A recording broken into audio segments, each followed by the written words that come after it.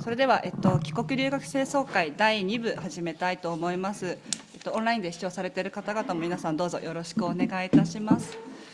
第2セッションのテーマは、日本と元留学生、帰国留学生会とのつながり、維持、強化に向けた課題でございます。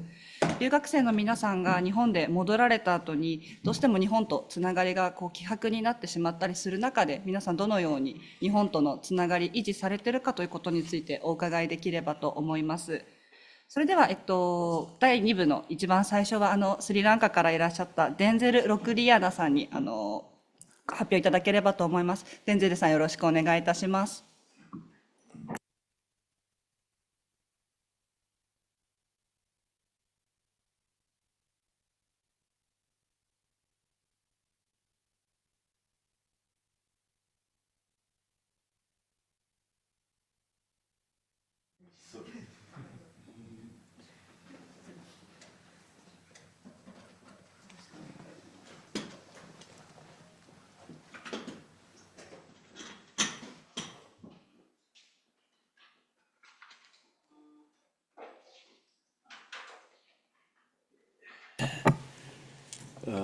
I think I send the. Is this in the PowerPoint form or the PDF form? Can you go to the second slide, please?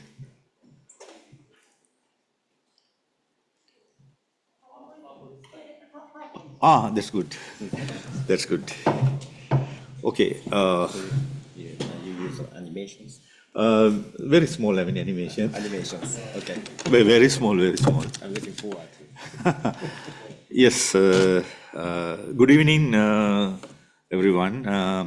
Today I am honored to discuss the challenges and opportunities in maintaining and strengthening the ties between Japan and its ex-scholars, particularly through the effort of the Japanese Graduate Alumni Association of Sri Lanka. We call it as JAGAS. So let me introduce myself. Can you click? Yes. I am Denzil Lokuliana, a postgraduate scholar from Department of Civil Engineering, Faculty of Engineering, Nagoya University, Japan. I entered to the course in 1986, 39 years back. And I completed my degree in 1992, PhD, and worked as a lecturer for a short time. And after that, continuously, I was working with Japanese top consultants and contractors in Japan, and other countries, and mainly in Sri Lanka, because I wanted to go back to Sri Lanka. After going back to Sri Lanka, I mainly engaged with Japanese companies, and I was bridging the Japanese companies and the Sri Lankan government agencies because of I used to Japanese culture, Japanese thinking, and sometimes there's a gap forming in the very high level discussions. So I was able to, thank for you all, I was able to minimize those gaps and make everything meeting success. So same time, I take this opportunity to thank Monbusho, as well as my professor. He's a world famous professor called Professor Tadaki Tanabe in concrete engineering, and my colleagues there, and the Japanese people in Nagoya, because I was the Foreign Student Association, I was the president for a few years. So I was working with closely with Japanese community in Nagoya at that time. So still I have friends. Unfortunately, this time I cannot go there. So I thank them. Because of them, now I am here. And from my expert area, presently I am the Vice President of Japanese Graduate Alumni Association Sri Lanka, JAGAS. And I am the current president of American Society of Civil Engineers, USA, and I'm a member of Japan Society of Civil Engineers too, as well as some professional bodies in UK and Sri Lanka. Next slide, please.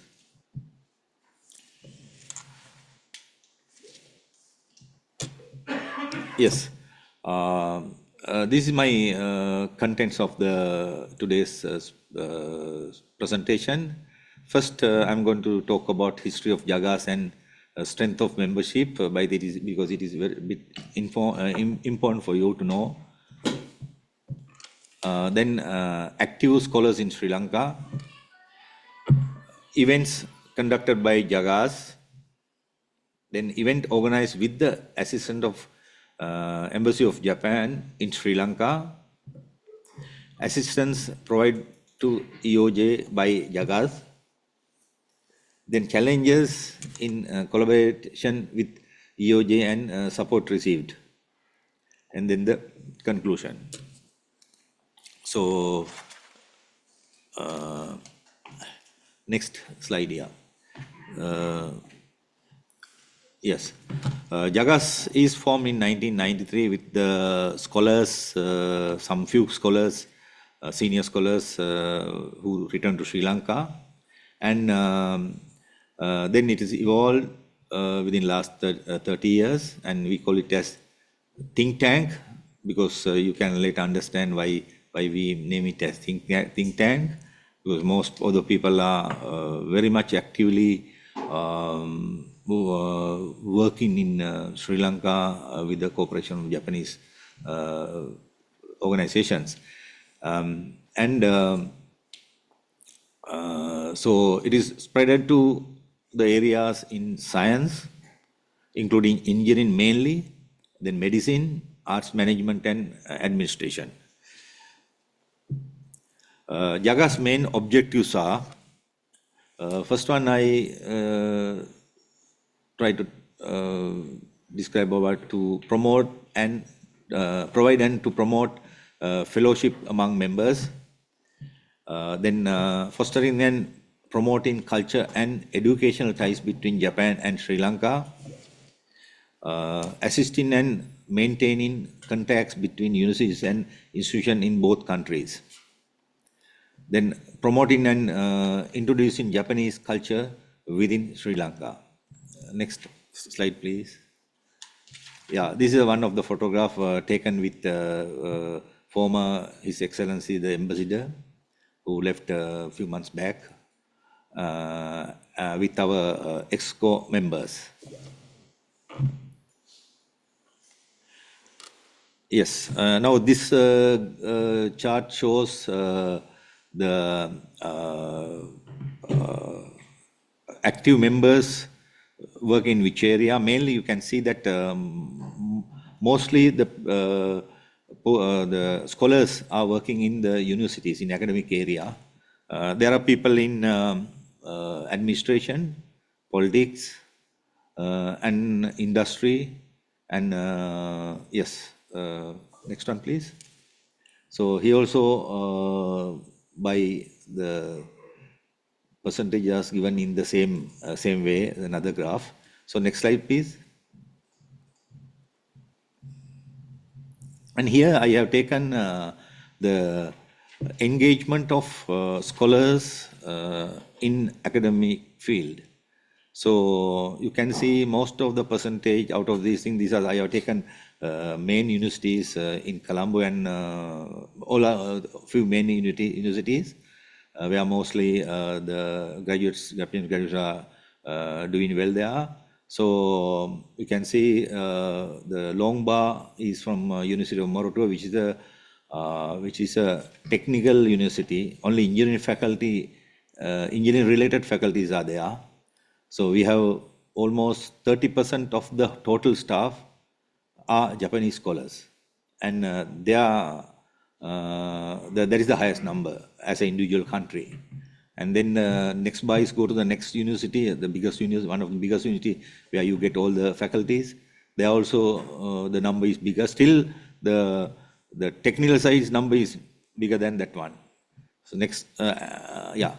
So we had a challenge to, though we have active members, active scholars working presently to gather them, we have difficulties. I will discuss those things in the later slides. And from last year before last, we started to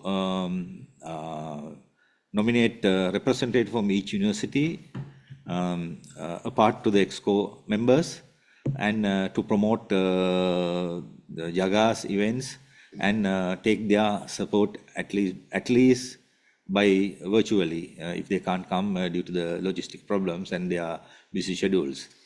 So next slide, please. Yeah, the events what we conducted by Jagas.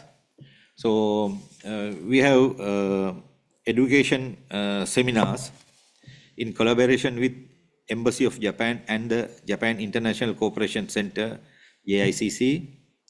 These annual seminars introduce Sri Lankan students and professionals to the opportunities for higher education, cultural exchange in Japan. So next one is Bon Nodori festival we are having every year, and with the help of Japanese community there. So this is a very popular event in the town. We are the people who are not gone to Japan, but they are very much enjoying this event. We are having some food stalls, tasting Japanese food, because which is now getting popular in Japan, Sri Lanka. So this is one of the exciting event what we are having in with the normal people. So then commemorative publications, making significant anniversaries of Sri Lanka-Japan diplomatic relations. Jagas has produced scholarly publication and enrich academic dialogue and highlight historical ties between Japan and Sri Lanka. So we conduct seminars and workshops, sharing Japanese expertise in agriculture, nutrition, fish processing, contribute to Sri Lanka's innovation and growth in these sectors. So next, So we have introduced from last year new few events, because after COVID we were a bit silent.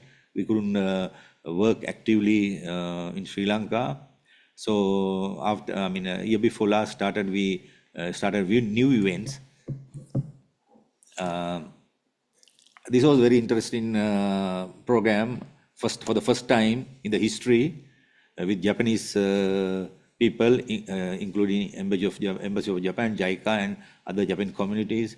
We had a sing-along and karaoke night with dancing, singing, enjoying. Happy to say that, including His Excellency the Ambassador and the JICA chief, all presented there, and they very much enjoyed the night. So we are happy to continue that one again, to keep the relationship between scholars and scholars' friends with Japanese community in Sri Lanka. And next event we started this year is Jagas Awards 2025. This is the first time again. So we are going to appreciate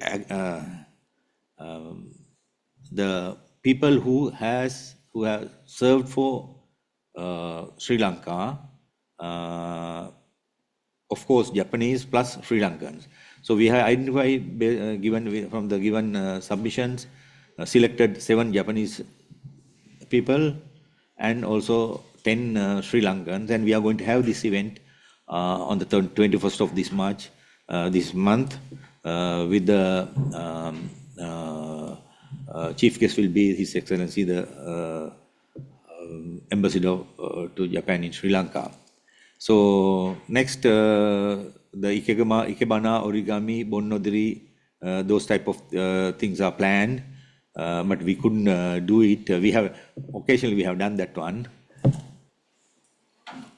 Next is, especially I promoted the Japanese cooking program, because with the help getting from the Japanese restaurants in some five-star hotels. So that is going to happen very soon to teach, because in Sri Lanka also now, those days we had only 2 restaurants. Now it is improving. That means there's a demand. Even they are not going to Japan, they like to eat Japanese food. They say that it is a very healthy food. So I wanted to teach how to cook properly. And that is the purpose of that one. Yes?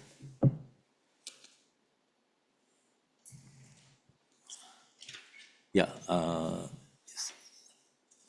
Yeah, this is some of the photographs of the events that we have conducted. This is Bonnogadori, and this is one of the seminar. So that Mofa, Miss Suzuki also there, His Excellency Ambassador also there. Oh, this is the flyer for the sing-along party that we had, and some photographs are there with the participants. It is published in the newspaper, TV also.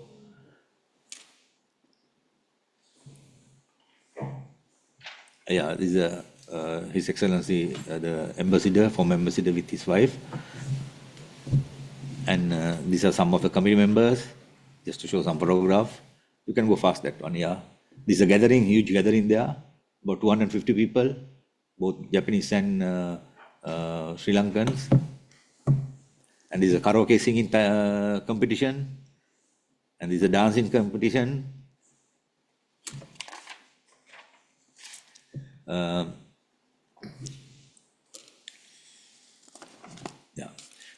Now, this is another very important program. This is the Specialized Skilled Worker Program. This is very important, we thought, because recently Japan has opened a door to for the workers to come, skilled workers, specialized skilled workers to work in Japan. So we thought that there are some, things are happening with, there are some people are trying to, because there is a heavy demand to Japan, to work there. So some of the people, we felt that some of the wrong things are happening. To avoid those things, to teach the proper way, we have conducted, with the help of the embassy, this kind of program. Then where we teach them the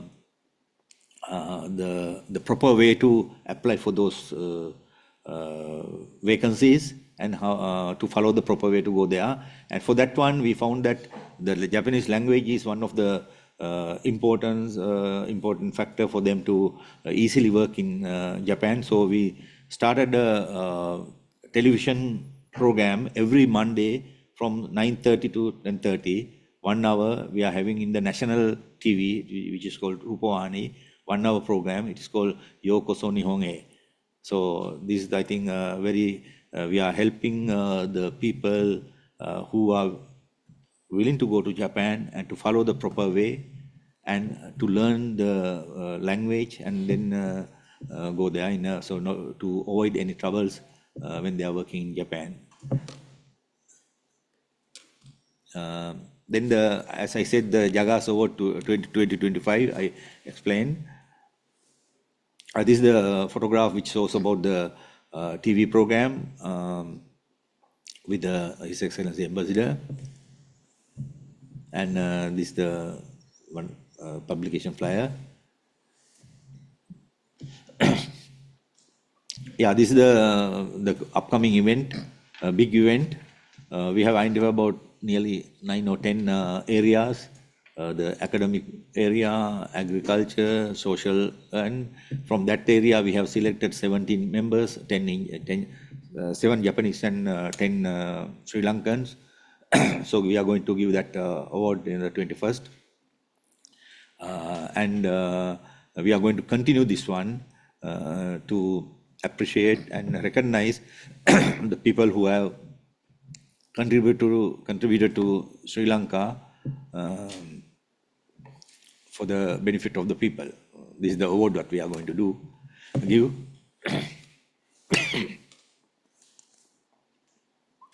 Then next thing is about the assistance to the embassy given by Jagas. these are also cultural exchange facilitation, assisting in organizing cultural sorry, events that promote mutual understanding, and then educational outreach, that is also engaging in programs that encourage Sri Lankan students to pursue studies in Japan. Professional networking, creating platform for professionals from both countries to collaborate and share knowledge. Sorry. And I think it is my duty to thank Japanese government, headed by Embassy of Japan and JICA, played a vital role during economic crisis in Sri Lanka last 2 years. Even last ambassador, personally, I have not seen the ambassadors working in that capacity. Personally attended to all the areas and help, and even now the Excellency also same way, very busy and looking after Sri Lanka, and they are giving much support for us to get rid of this crisis. So thank you very much again. So next slide, please.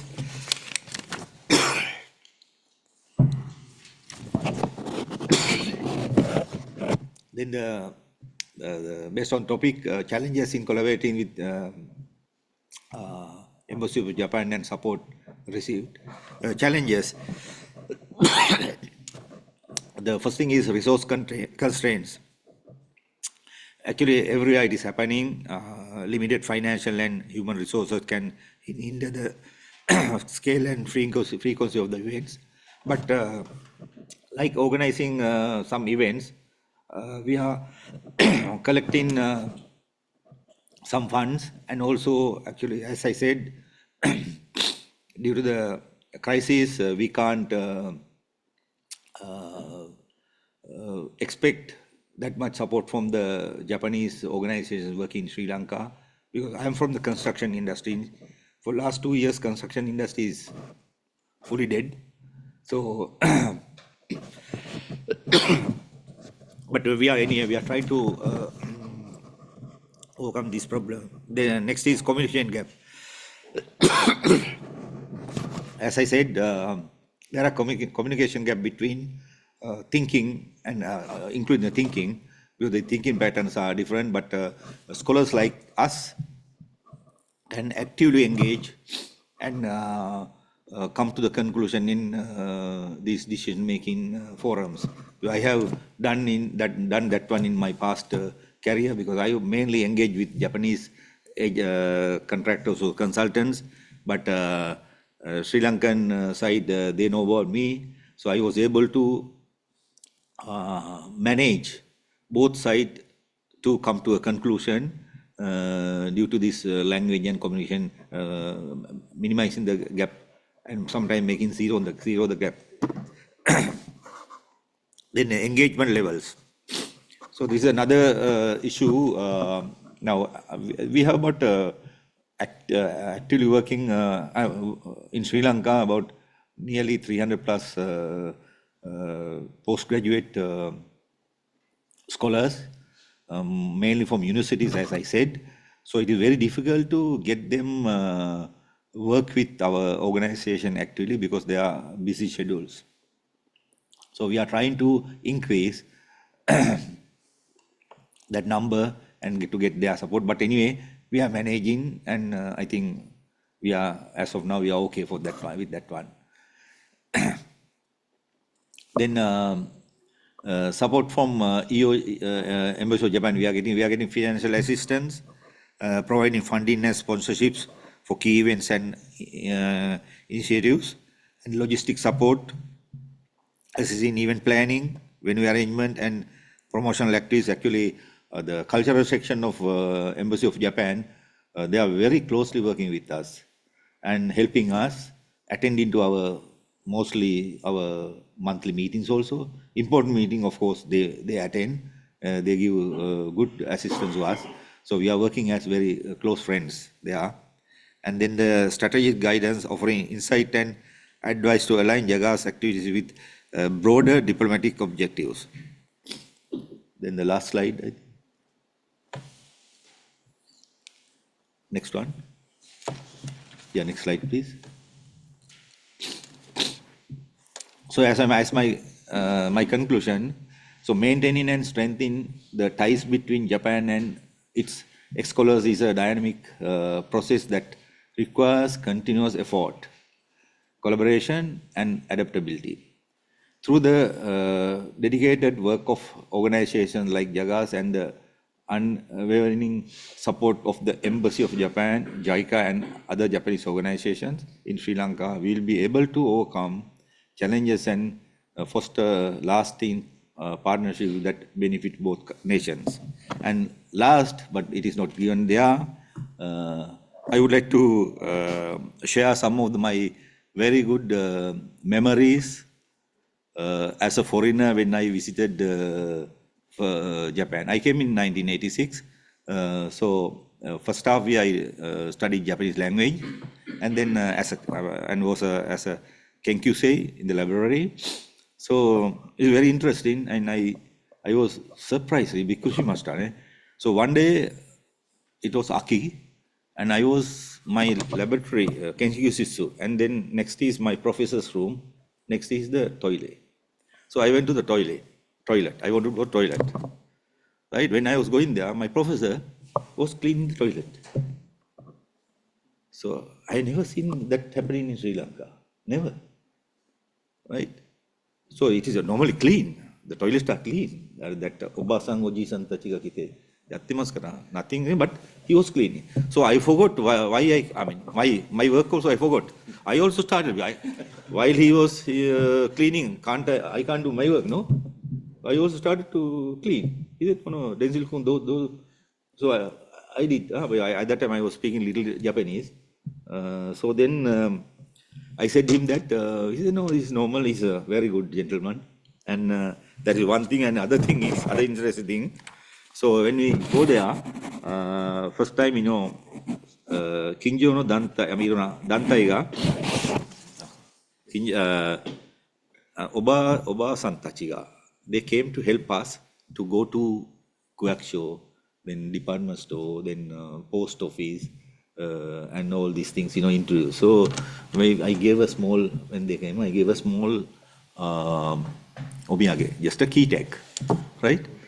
So after 6 months, a few months later, I met that lady again. She said, "Konaida domo arigatou gozaimashita." I was, what did I do for her?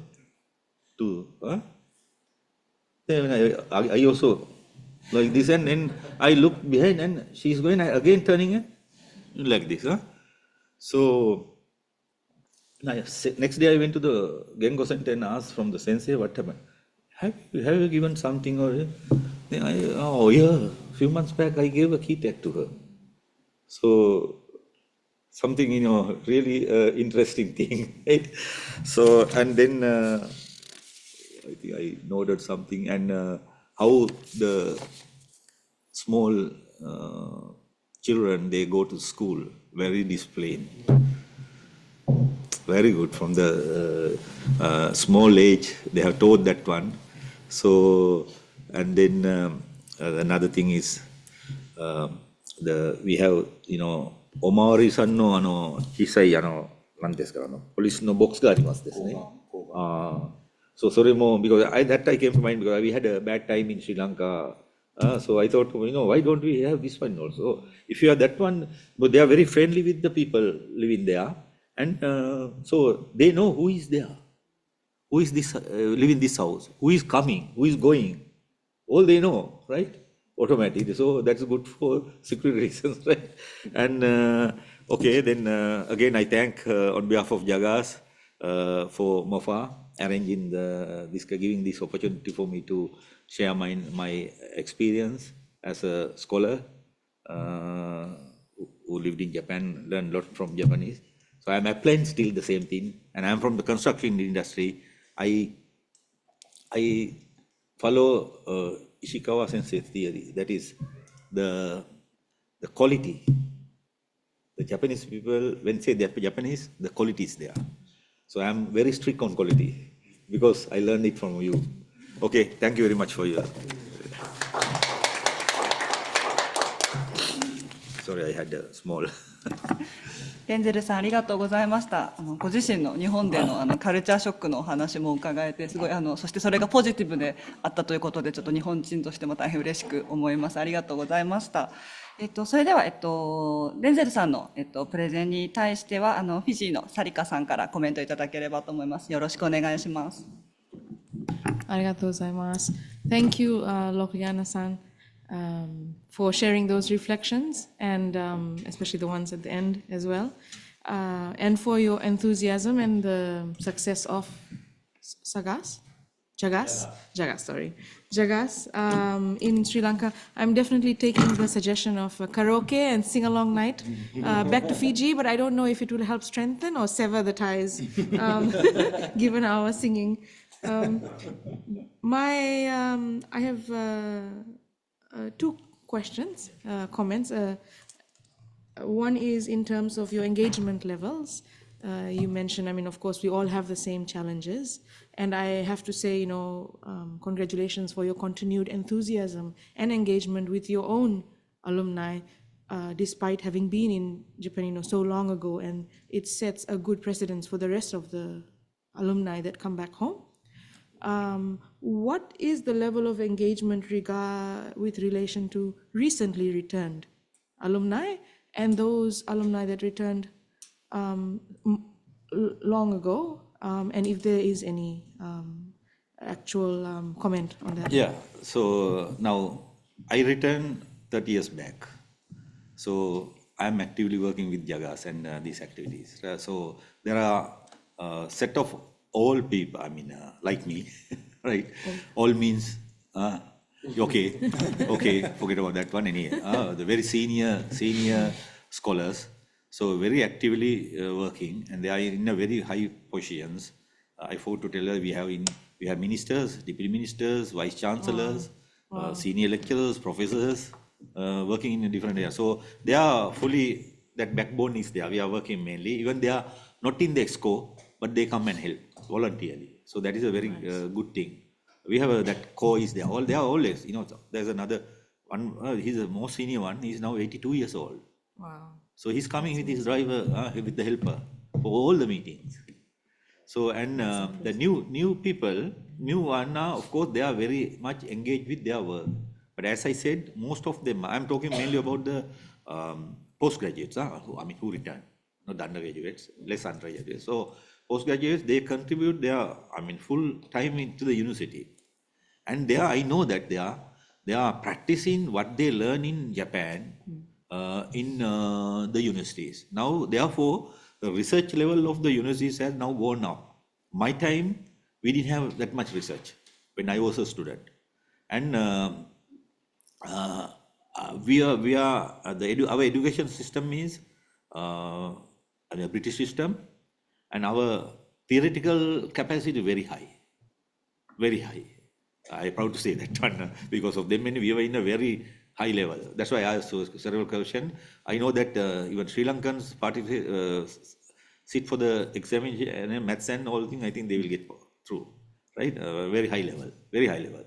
So, but I also understood when I did the research work, I was thinking in a very high level, theoretical level, and even professor took me to do the explanation of some of the theories. He took me among the students, right?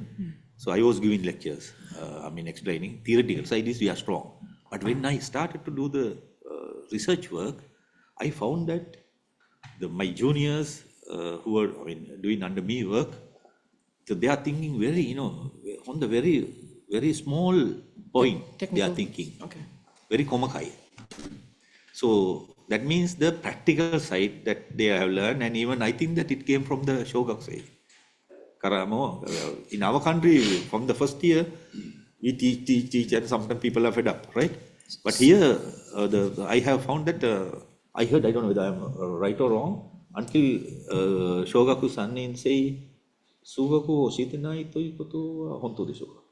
So you mean the newly returned scholars are busy with their research? They, so because, the no, active because members again, are the no, this is the thing. previous. Because of the Japanese culture and Japanese research culture, now that's good. Yes. That should be the thing happen. So now they are doing, when they return, they do more scholarship, or researchers. Yes. And but therefore they are busy. Very difficult to get there, but they are virtually they are helping us. Okay. But I want to get the physical participation. I'm trying to do that one, but bit hard. But that contribution also I appreciate. Something is better than nothing. No. Yes. Ganbatte. Yeah. The second question is regarding your Yokoso Nihone. So is the alumni like funding the television program and hosting it, or No, how does that we work? don't have that. That's why I'll tell you, we'll charge our life membership is 500 yen. That is about when I became the member 30 years back. At that time also 500 yen, still also 500. We are not going to charge anything. We are not just as a fee we take. So this one is supported by one of the ceramic company owner. I think he married to a Japanese lady in Nagoya, Seto. So he's having, but he is living in Sri Lanka with the family, and he's funding.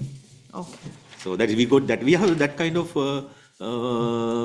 agencies also. But these days, I'm from the construction industry, but construction is now this is dead. So therefore, I can't get I can't charge anything for that those people. So, but managing, but still it's a hard task. But we are doing anyway. Oh, that's great. Congratulations. Thank you. Again, all the best to Jagas. Thank you. Thanks. Yes. サリカさん、デンゼルさん、ありがとうございました。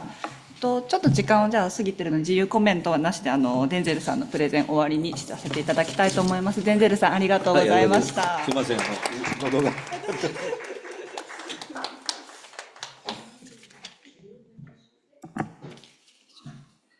では、デンゼルさんの、プレゼンが終わりました。次のプレゼンに移りたいと思います。トンガからいらっしゃったテレカキラタバオさんの番でございます。テレカキさんお願いいたします。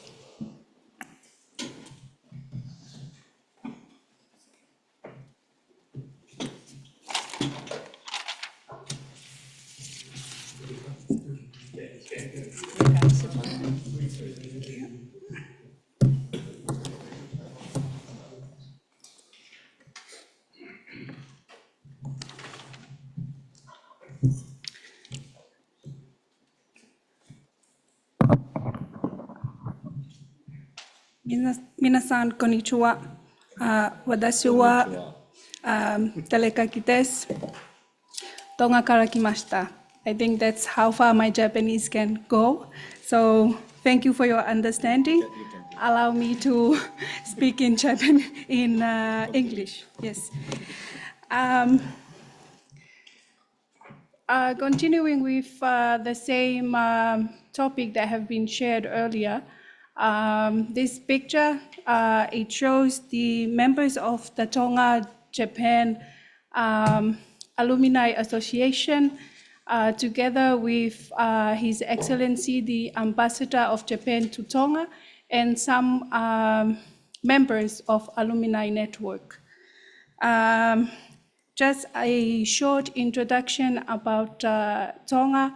It's the only remaining kingdom in the Pacific with 100,000 population. Next slide.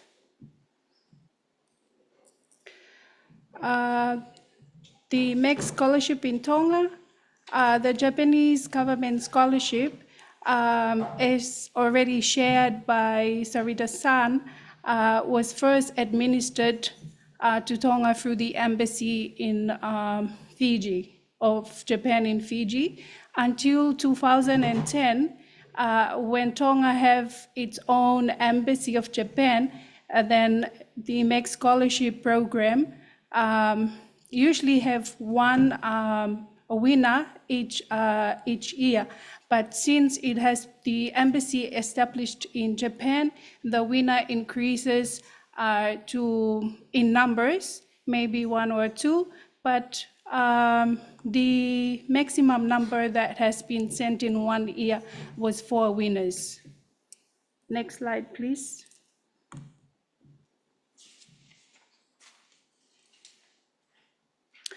Just a short history of the Tonga Japan Alumni Association. The initiative came from the Embassy of Japan in Tonga in 2011. This with the objective to bring back scholarship winners together to help to promote the embassy's program, but also to promote networking within the members of the ex-scholars and to increase also the popularity of the MEC scholarship to young students in Tonga. In the first meeting that was held by the alumni, there were only a few members, so they then invited the non-MEC scholarship winners to also join to the alumni to make up the numbers. So the Tonga Japan Alumni Association, or the TJAA, is comprised of the MEC scholarship winners, non-MEC scholarship winners, and also the Japanese language training officials. So in total, it comes to 46 members.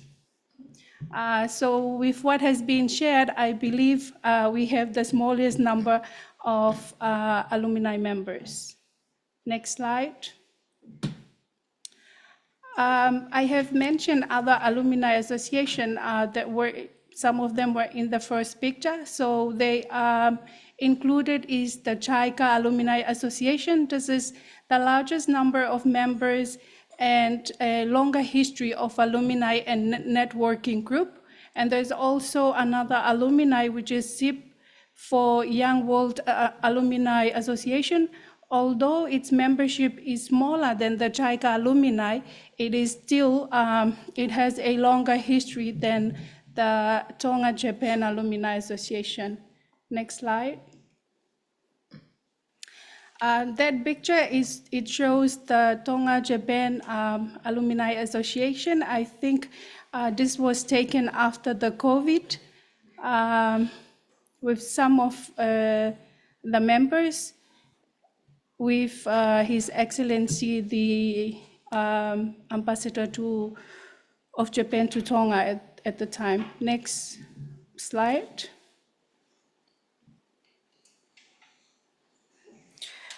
In terms of events, what was shared by our representative from Fiji and the Pacific, we have similar events which include the welcoming and also the farewelling of MEC winners, the response to calling from the embassy to support orientations of students interested in applying for the scholarship, and also to join events, for example, a parade during the King's birthday for the Japanese community in Tonga. The objectives of the alumni, like what has been shared by most, is to maintain and foster, develop friendship among the members, to promote contacts with the Japanese embassy in Tonga, JICA, and also related bodies to promote Japan-Tonga relations, continue to strengthen and develop the friendly ties and cooperation between the two countries, and to maintain and foster friendship with other related Japan alumni associations. The annual general meeting, it should be held once a year. This is to identify new members and also to elect a committee for that year. And it's usually hosted by the embassy. Next slide. Challenges of maintaining the alumni. Firstly is competing priorities. I think all of us can relate to this, since everyone, when they come back, they have work, they also have families, and with these competing priorities, it's very difficult to get members to participate in programs.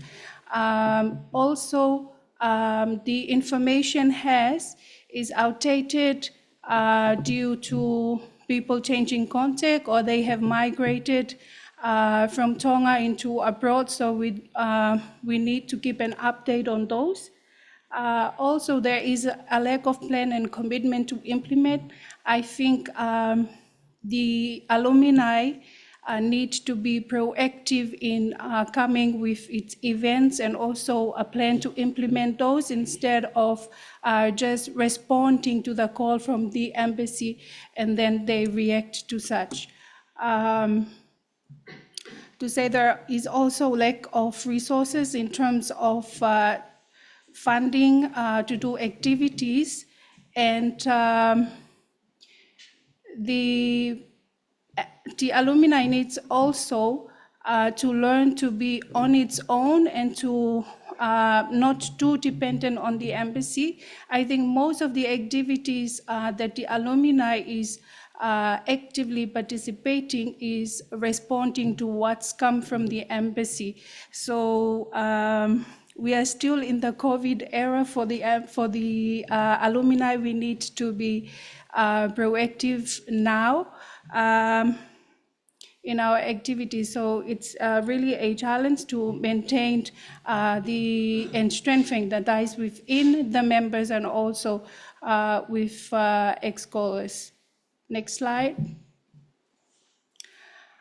In Tonga, there is no mountain. It's just a flat area, but there is a phrase in Tonga that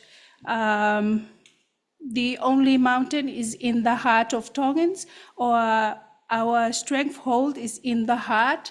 So I believe what is in the picture are the active members of the alumni, and those small in numbers but big in heart. So there is hope that we can move activities forward. So hearing what have been shared, I am inspired that I can take back what has been shared by the participants and help to revive and strengthen the alumni back home. Thank you so much.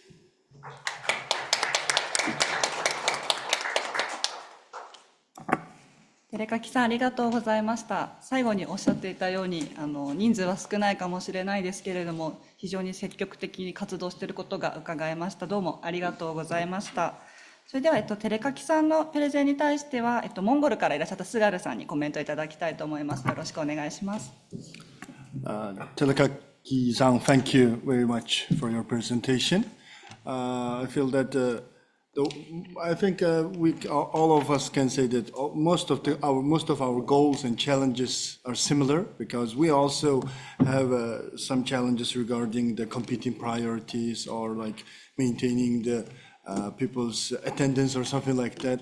And in that regard, I have, well, one, maybe two questions. Like the last picture was I thought that that's the active members of the Tonga Japan Alumni Association, but like, how do you maintain those people's, what kind of incentive do you give them to participate more to the events and things of organizations, and maybe, but not, what would be an incentive for that? For such as in Mongolia's case, like we are talking about, a lot of young people are coming back from Japan, so we have to do the we have to change the way of communicating, because before it was mailing list, but maybe it should be Instagram, not Facebook. Some of them are not using Facebook, so maybe we have to start using Instagram or something like that. So in that sense, do you have any ideas that you can share with us? Thank you. Thank you for the comment. I think there is currently there's no incentive It's only people's volunteering their time. And what has been shared by most of you is that wanting to make a meaningful impact. So I think in that way, we have these active members. I'm sure all the other members, it's just that the time is not there and they have other commitments, because proudly to say that the ex-scholars have held very senior positions in the government, the Japan alumni. So with those unable to engage, they have their time is dedicated for that work. We do have a Facebook page, but maybe we need to move and use WhatsApp or some other applications to get that engagement. But hearing that there's other sing-along and all of these from other countries, I think we just need to be reminded of what we can do to foster the relationship between Japan and Tonga, and also the importance of having continuous students to come in the program. So it's really important. Maybe the COVID have, some people have forgotten that there is the alumni, so we need to be proactive in the way that we engage with them. So I think for me personally, joining this program has revived and inspired me. So it's something positive to go back and remind the members that that we can do more, can show what has been done in your countries, so it can be, the ties can be strengthened back home, and the importance of keeping the ties, and also for students to come and have this experience that we did have while here in Japan. I think it's important. Thank you. 菅原さん、照垣さん、ありがとうございました。他にコメントある方いらっしゃいますか？どうぞ、サリカさんどうぞ。Arigato. Thank you again, Telekaki-san. I just wanted to say congratulations. I think Fiji will be very inspired to know how active the Tonga alumni is. And I just wanted to mention two things. One is that Tonga is the pride of the Pacific with the most number of PhDs by population in the world. And the second is that it was one of the Tonga Mambusho alumni actually who was the mastermind behind our Pacific Island Researchers Forum, Mr. Sukamangisi-san. So I think Tonga has led the way for the alumni in the Pacific, and I look forward to engaging more with them online. So thank you again for sharing, Naka. Yeah, thank you for your comment. Mr. Mangisi is actually the Tonga ambassador to Japan now. Yeah. サリカさんありがとうございました。他にコメントある方いらっしゃいますか？ではいなければ照垣さんのプレゼンを終わりとさせていただきます。照垣さんありがとうございました。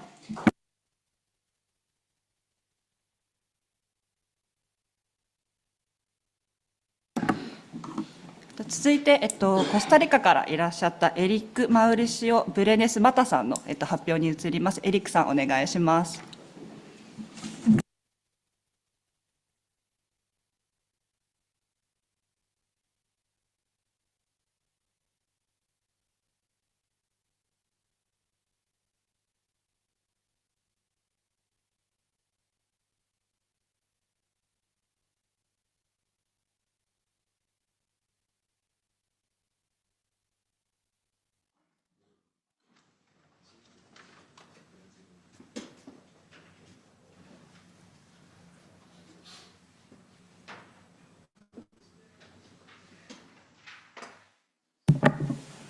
Hello, my name is Eric Brenes. I come from Costa Rica, and I think my Japanese is fair enough to communicate, but not to make a presentation like this.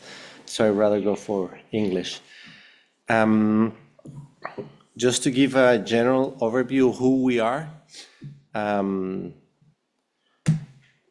think this is not updated, but I think since we have the scholarship program in Costa Rica, we have around, not 400, around 160 fellows in Costa Rica since the 1970s.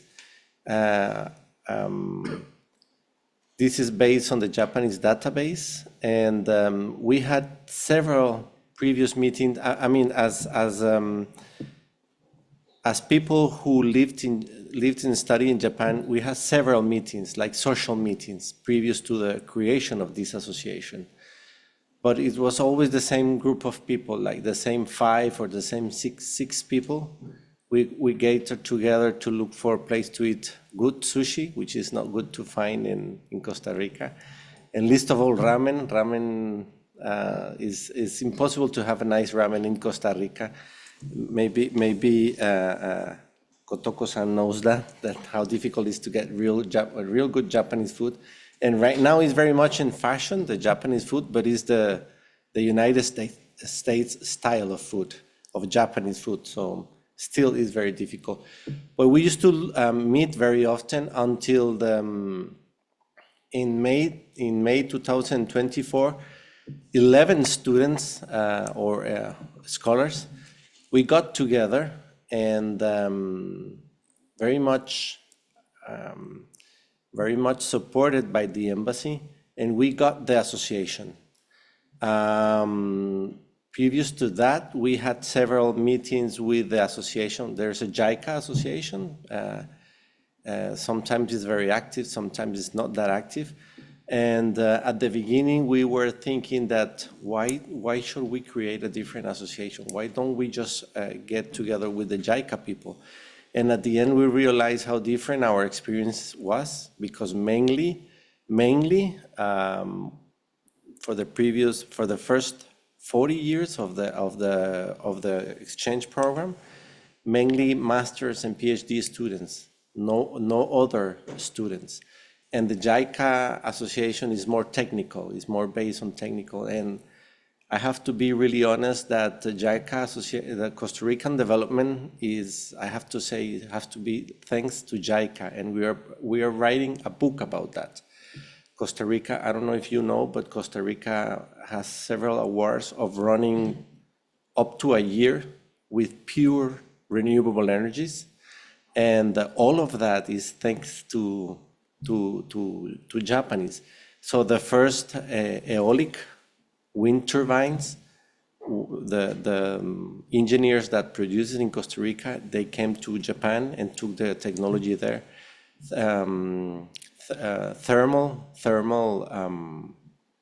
Thermal energy as well.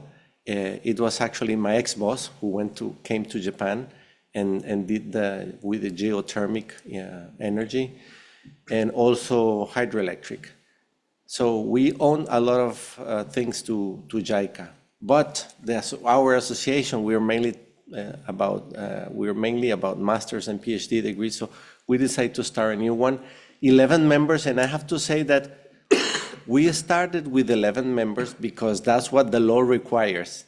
It was very difficult to get 11 people to sign the bylaws to start. But finally we did it, and right now we are officially members of the association around 30, not 28, around 30. We have a WhatsApp group which is very active, very, very active, and in the WhatsApp group we have around 60 to 70 people. And I have to tell that I'm very proud of this group, because most of them, I think this is a very different from the Japanese and some of your countries' culture. In Costa Rica, if you are doing well, I mean, well from the materialistic point of view, you don't get involved in politics. So we don't, usually the members of the Japanese association that are doing well are working independently like I do. And so we advise a lot of organizations, national and regional based. So we are all the time having these challenges. How do I address this? How do I address that? So every time I put a question in this WhatsApp group, that question is answered by PhD students in around PhD graduates in 15 minutes, in 20 minutes. It's a source of knowledge that is incredibly interesting. I remember the last challenge I put there, it was about plastic contamination. So it's really amazing. I'm really proud of this WhatsApp group.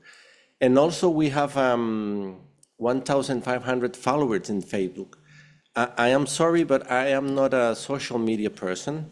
I rather look for human beings, face to face. But I know this is very important, and most of the activities we organize, we call them through WhatsApp, and we get a lot of people thanks to WhatsApp. But I don't manage the details of the WhatsApp. So I would say on this to finish this slide, I would say that I think for the we were born in 2014, the first 10 years, we were struggling pretty hard to survive. And since it was created, I've been the president of the association, and I'm already a little tired. In the last two General Assembly, I begged the people to someone else to take the lead, and I was hopefully a woman take the lead, but they decided to give it to me, and so I still have it. But I already have in my eyes who's the lady who can substitute me in the next General Assembly. So I think at this very moment, rather than just surviving like we did the previous 10 years, I think we are in a phase of strengthening and developing the association, and I'll tell you why in a second. Tsugi, onegai shimasu. So this is the kind of activities we do every year. So if we don't have anything new to do in a year, this is what we do every year. Promotion and communication of the 5 types of scholarships we have in the Japanese embassy has.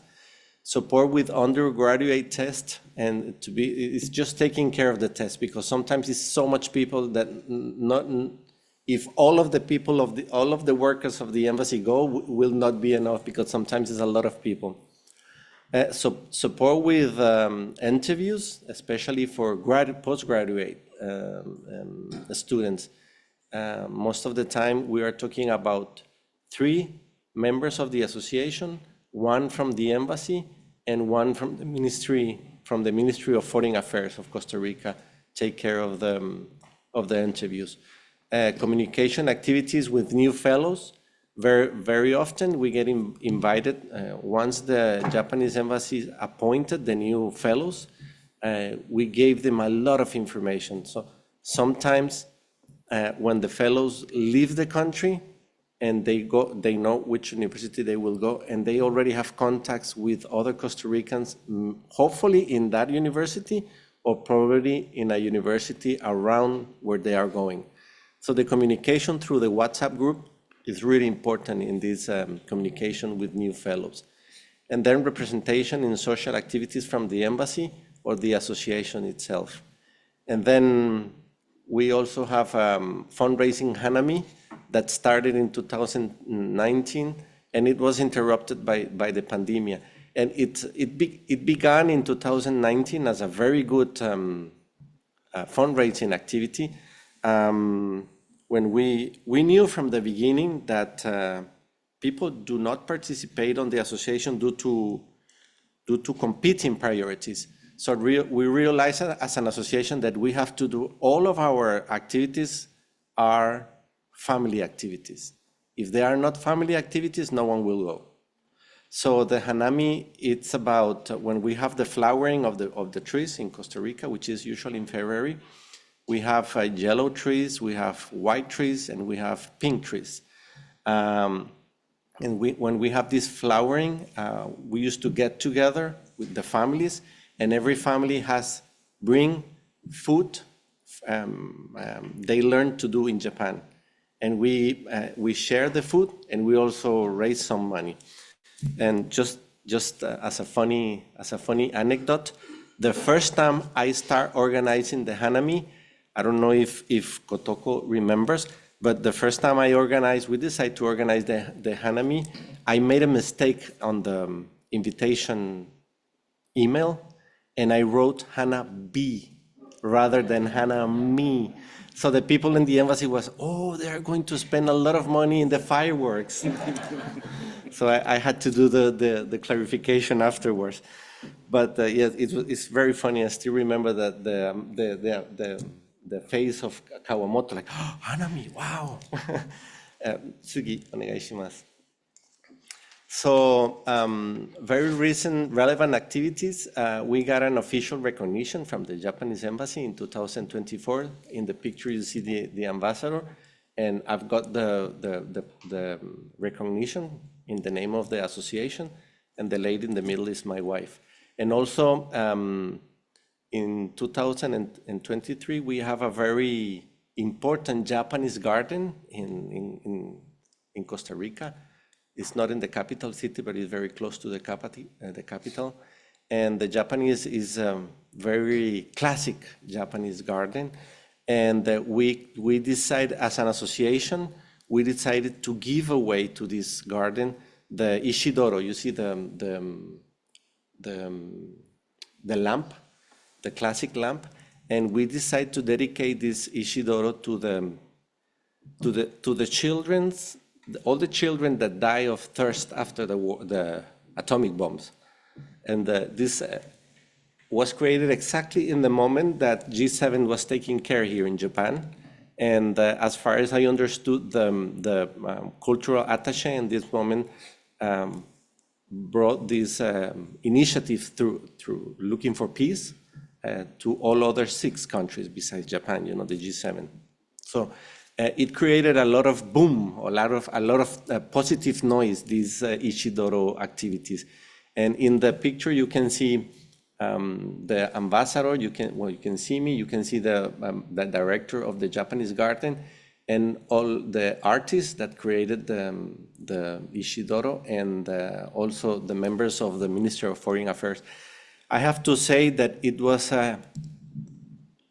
an experience, a challenge, because we wanted the Ishidoro to follow classical Japanese blueprints. And the cultural attaché had to come back to Japan and look for an artist that helped a Costa Rican artist to do the Ishidoro. And once we realized this, the artist charges $5,000 to do the Ishidoro. And the fundraising is a huge challenge for us. So I had to, like a salesperson, I have to call all of the Japanese companies in Costa Rica. There are not very much. I call around 16 of them. And one of the companies decided to support. And that's why we have the Ishidoro. And the devaluation of the Ishidoro was almost in the same dates of the G7. So we did it like giri long, exactly on time. Zugi, onegai shimasu. Also, last year it was very active because the vice president of the association, Mr. Alberto Gonzalez, he's a very active person. He works like 5 people. He's very, very active, and he decided to create a Western Japanese center. Western means Costa Rica. Costa Rica is very small, and the highest amount of population is in the highest plateau. So the highest plateau is like a valley, and this Japanese center is in the western part of this valley. And they created the Japanese garden. I'm sorry.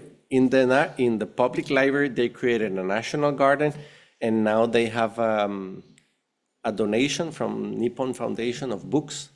And they give also classes of soroban, of Japanese language, of kanji. They give classes of calligraphy. They give a lot of classes, and also manga classes. And in the picture on the left side, the tallest guy with the tie, the only one with tie, is the vice president of Costa Rica, and he was there in the inauguration of the Western Japanese Center. And he is inaugurating this painting. The painting, the figure on the painting is the figure of a kimono. And the design of the kimono is the Fuji. You see Fuji on the top, and on the lower part, you see Arenal volcano. Arenal volcano is very representative volcano from Costa Rica because it has almost perfect shape cone top, and is made of sand, and also the areas around are very famous for the quality of the hot springs. So it's very relaxing, and a lot of people from around the world go there for the hot springs. Tsugi onegai shimasu. Also, last year we got the Western Japanese Center decided to make the film festival and the convention, and the convention got the Japanese Culture Convention. This is a semi-rural area, and in a semi-rural area, to get 1,200 attendees is like a Nobel Prize in like a Nobel Prize in popularity. So many people. So Japanese culture still calls a lot of people, especially the young. Like in your countries, especially the young. So you can see we have all type of activities. We have cosplay in the film festival. We have karaoke in the stadium. So it was I'm sorry. It was a big event for a rural area in Costa Rica. Tsugi onegai shimasu. So what activities do we have to close this year? Of course, to close this year, that is beginning. This year, we celebrate the 90th anniversary of the diplomatic relations. The picture you see on the left, on the right, I'm sorry, is the oldest pictures we have. These are members of the executive power of Costa Rica visiting Japan in the 40s. So that's why we are celebrating for 19th anniversary. Also, in 2025, after Brazil, we will organize the Latin American Forum. We're already speaking about creating a single Latin American association. We've been talking about that for about 2 hours. Yes, and I am also, this is a almost personal project. I am supporting the creation of the Costa Rican Japanese Chamber of Commerce with support of JETRO and other chambers like the Colombian chambers and Mexican chamber. I was really impressed that, for example, some of the activities that Mongolia does is the activities that the Colombian chamber do. So this is something we can do as well. And I also realized, I was impressed because we have 16 or 20 companies in Costa Rica, Japanese companies, in a very little amount, you know. And I was impressed when I went to Colombia, and I realized that in Colombia they have around 60 and 70 companies. But then 2 weeks ago I was in Mexico, and in Mexico they have 1,700 companies. And they are in a huge expanding mode. So they would probably, I will be able, thanks to JETRO and the Japanese and the Costa Rican embassy, I'm trying to bring some of these companies to Costa Rica as well. So this is a personal project I'm trying to push. We have a fellow, we have a special fellow, one of the few undergraduate students that left Costa Rica and came back to Costa Rica after graduating from the undergraduate program. He graduated in physics, and now he's helping us to develop a strategy to develop and strengthen the organization itself. So he just started as I left to Japan. That's why I think we are in a developing phase, and a developing and a strengthening phase, because right now we are not anymore in the surviving mode. Maybe from the financial perspective we are, but not from the social perspective. We are more coherent. We still have to develop. That's the biggest challenge we have right now. We still have to develop further fundraising activities. And it's very interesting because every time a fellow comes to Japan for whatever reason, he goes back and he takes all sorts of souvenirs that we sell, and we raise money out of that. For example, I know I have to go back to Costa Rica and take as much postcard of Ghibli studios as possible, because we know that this sells very good in Japan, in Costa Rica. And then another incoming activities, when we created the association, the objective of the association is double. The idea is to promote Japanese culture in Costa Rica, but as well as Costa Rican culture in Japan.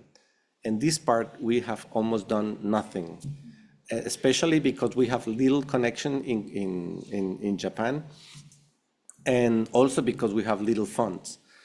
But the cultural attaché that came back to Japan after 2 years in Costa Rica, I'm going to have lunch with him tonight, dinner with him tonight.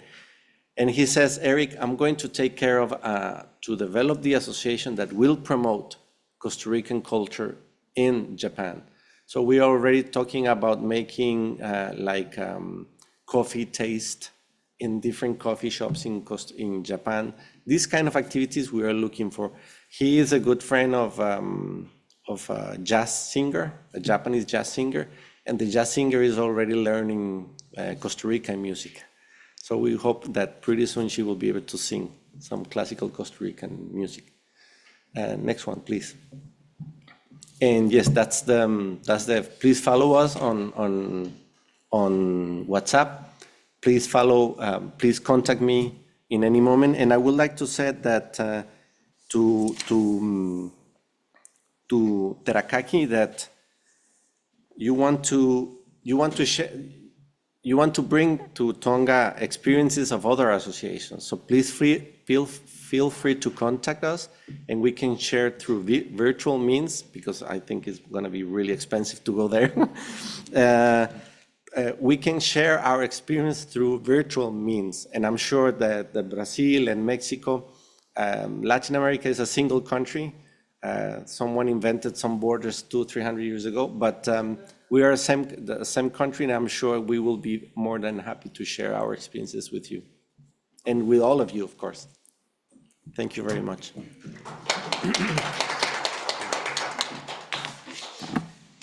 エリックさん、ありがとうございました。コスタリカと日本の外交関係樹立90周年の方も力借りれればと思うので、どうぞよろしくお願いします。では、エリックさんのプレゼンに対しては、トルコからいらっしゃったサヤンさんからコメントいただきたいと思います。よろしくお願いします。Eric, thank you very much for nice presentation. We got very detailed information about your association.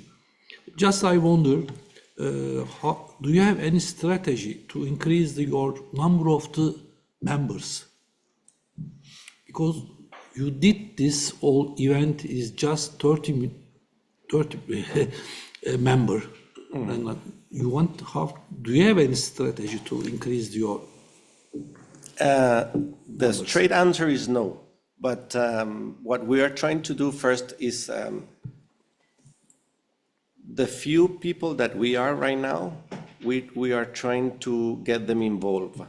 The first 10 years, I was in charge of almost everything. And 1 or 2 years previous to the pandemic, I was ready to give up. Personally speaking, I was really ready to give up. And I talked to some of the members, some of the ones I have more direct contact. And I said, if someone is not going to, if there is no support from other members, I will not renew the legal papers. And because I said that they start calling other people, new members were arriving, and 2 or 3 other members took over and did a lot of activities. The Ishidoro one, the Japanese lamp, I lead that, but all of the details with artists and everything, the translation and seminars and things like that, were done by other members. So I think at this very moment, the people that is participating, the very few, are more active than before. So we are ready to start contacting again the people that are not participating. We have identified who is in Costa Rica and is not participating, and who is outside Costa Rica and is not participating. We are very much interested in the people that is in Costa Rica and is not participating. And the main, I think, what I'm going to say is my personal perspective. I have no data to demonstrate what I'm going to say.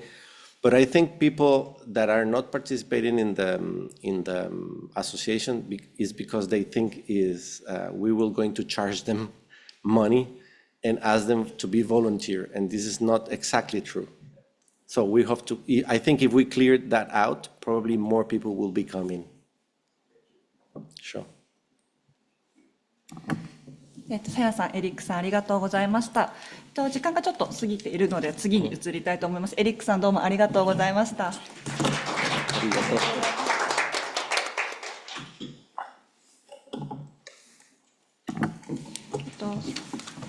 それでは、本日最後になるプレゼンに移りたいと思います。エジプトからいらっしゃったアハメド・カリールさんの発表をお聞きいただきます。カリールさん、お願いいたします。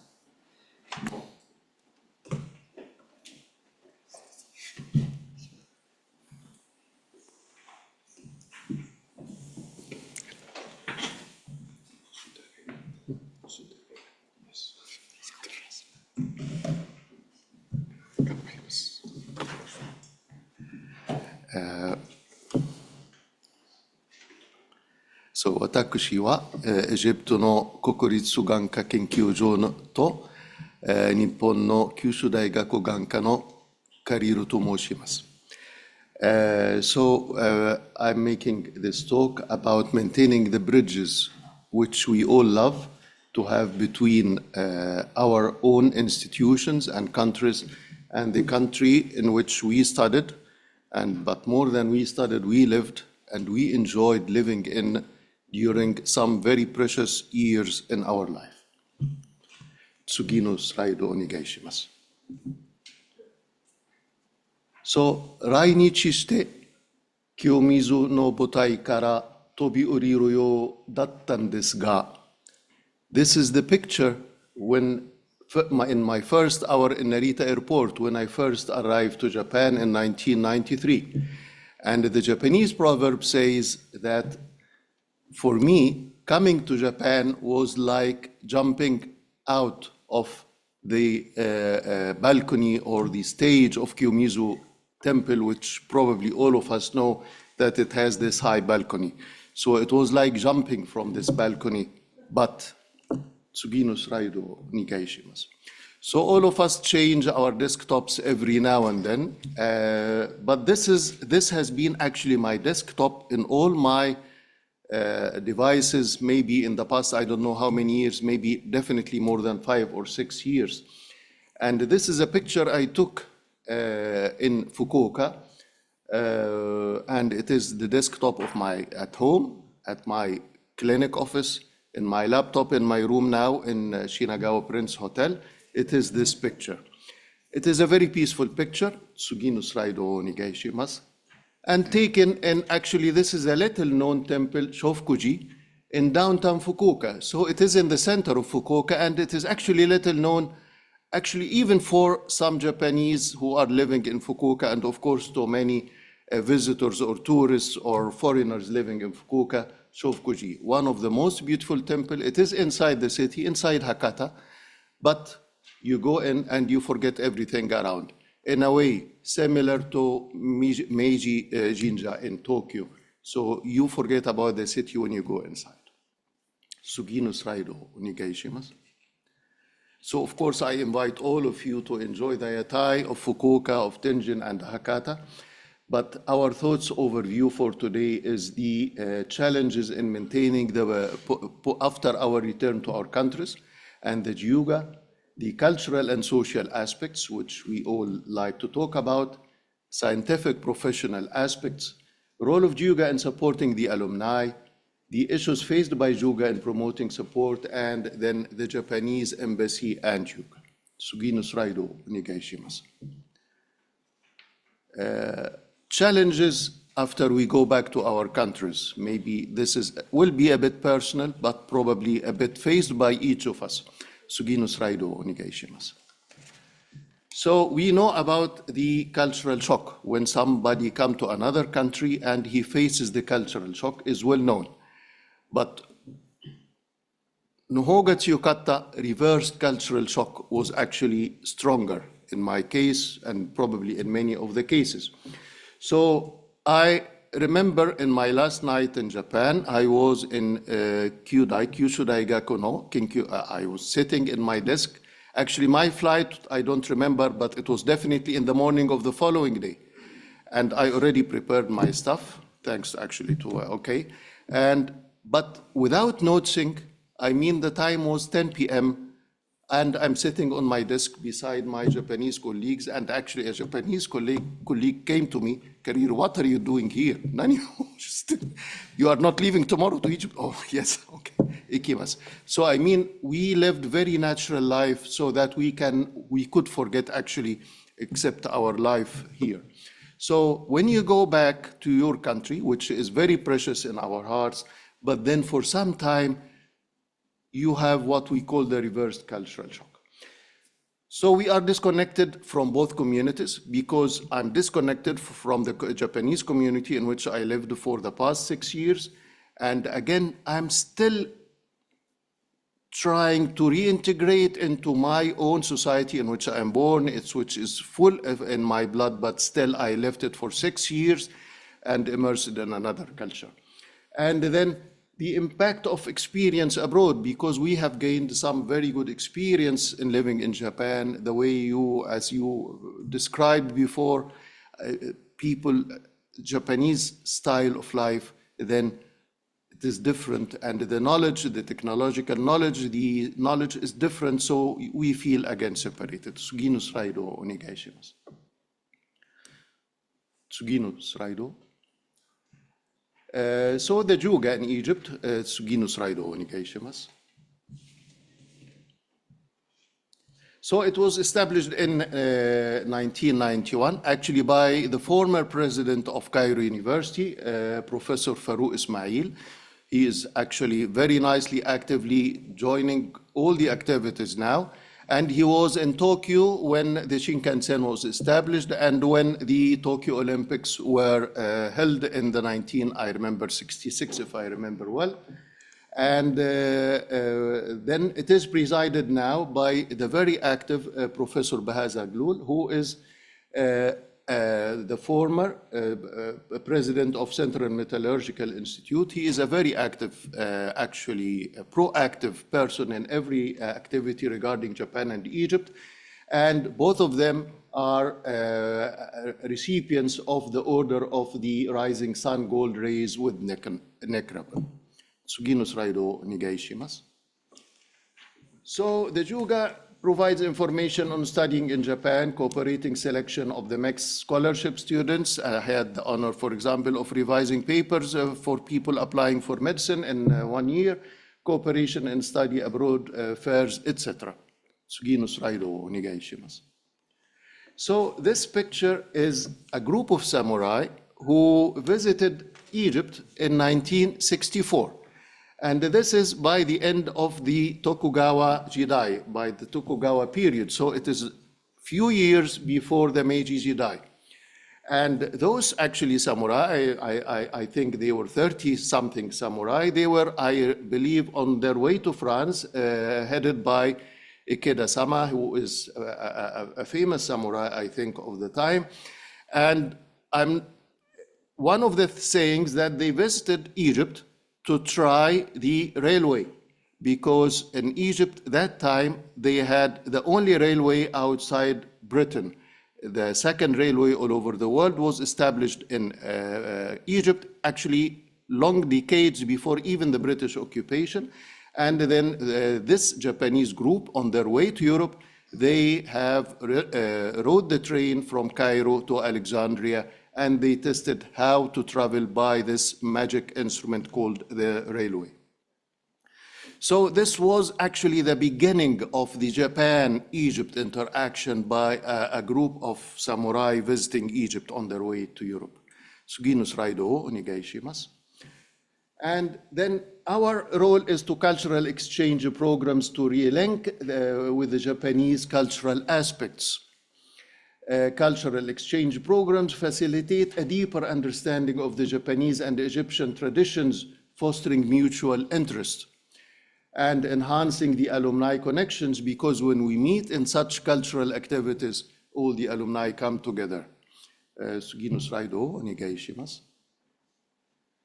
So promoting both pictures I have taken in similar time before sunset in Cairo and in Miyajima, probably we all know Miyajima, and organizing cultural events can bring communities together and celebrate Japanese traditions in Egypt, and we need that.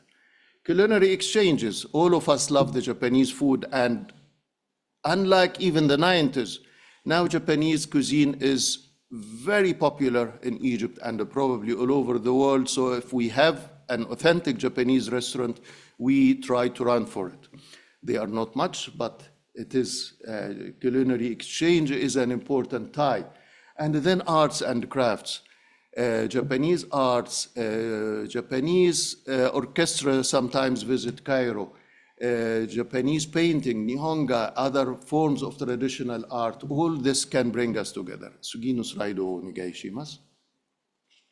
We have a dedicated group and a dedicated sensei for Hanami, and this is a picture with many actually families taking part in this Ikebana of Egypt. And then again, I personally myself was a bit surprised, even, yes, and then we have the Chado Oransenke Tankokai in Egypt for the tea ceremony. So, Sugi no slide o onegai shimasu. And then naturally, I would like to talk about professional aspects. Sugi no slide o onegai shimasu. So this is a picture of a memorial, a commemorative book of the retiring of one friend who was the professor and chairman of Oita University, but previously in Kyushu University. And then we visited each other institutions. And so building these ties enhance the ties with the alumni with their original universities in Japan. And they help in collaborating projects, probably. We are looking, actually, these, to my hopes, much less than what I hope for, because we hope of more stronger ties. That's why I have been asking in the morning our colleagues how to make scientific exchange more and more. We have the scientific exchange during our study, but then after we go back, we miss the full scale of cooperation between our former institutions and then even other institutions in Japan. We have our individual efforts, but probably we hope to have more than individual efforts in this regard, and then engaging alumni in various fields of research with the Japanese universities. Again, alumni, not that's way after study. Sugi no slide o onegai shimasu. So these are various pictures, actually a picture of some good friends along the years. So the central upper one is in 1999 in Luxor, and this was the chairman of Ganka in Kitasato Daigaku. And by the way, I'm meeting him hopefully this evening. And again, his picture with me last year in Cairo by the River Nile. And then other friends invited to Cairo, visiting our Ganka Kinkyojo, and along the years, and me in Japan in 1914, and enjoying again a group of international dinner in Tokyo. 次のスライドをお願いします。But all of these are individual initiatives, which I hope can be stronger ties, more assisted by the whole system between Egypt and Japan, and probably Japan and other countries. So scientific and institutional support. This is the immediate past ambassador of Japan to Egypt, His Excellency Oka. And actually he made an initiative last year of visiting, it is a tedious task of visiting all the national research institutes of Egypt, and among them was our Ganka Kenkyujo. And actually he is very famous for loving pets. And then he saw our animal house, and there is an Usagi-san on the right side. And he said, he's doing this rabbit here? But then we explained to him, and he approved, finally, our scientific research. Sugi no slide o onegai shimasu.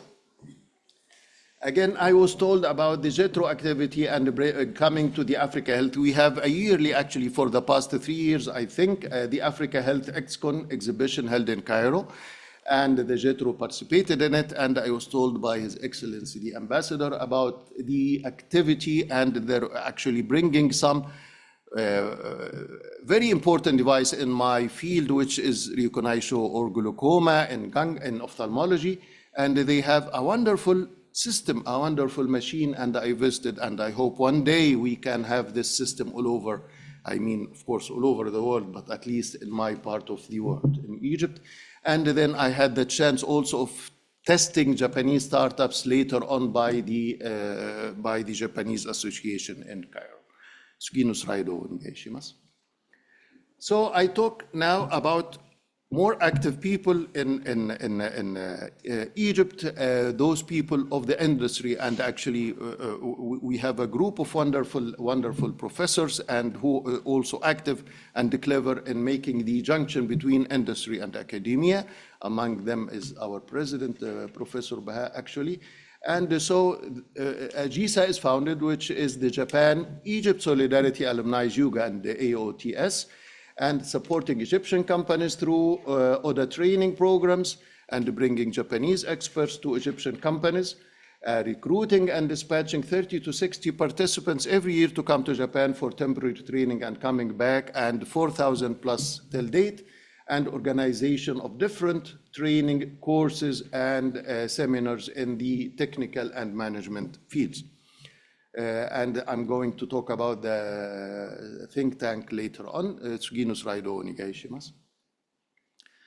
And so they established also a center of excellence for design and manufacturing of dyes and molds, and held a huge meeting, as you see in the upper left picture, and actually in both pictures, for this goal. Tsugi no slide o onegai shimasu. So the activity ongoing, including receiving many Japanese students to visit Egyptian factories, and the letter of recognition from the Japanese university in this regard, etc. Tsugi no slide o onegai shimasu.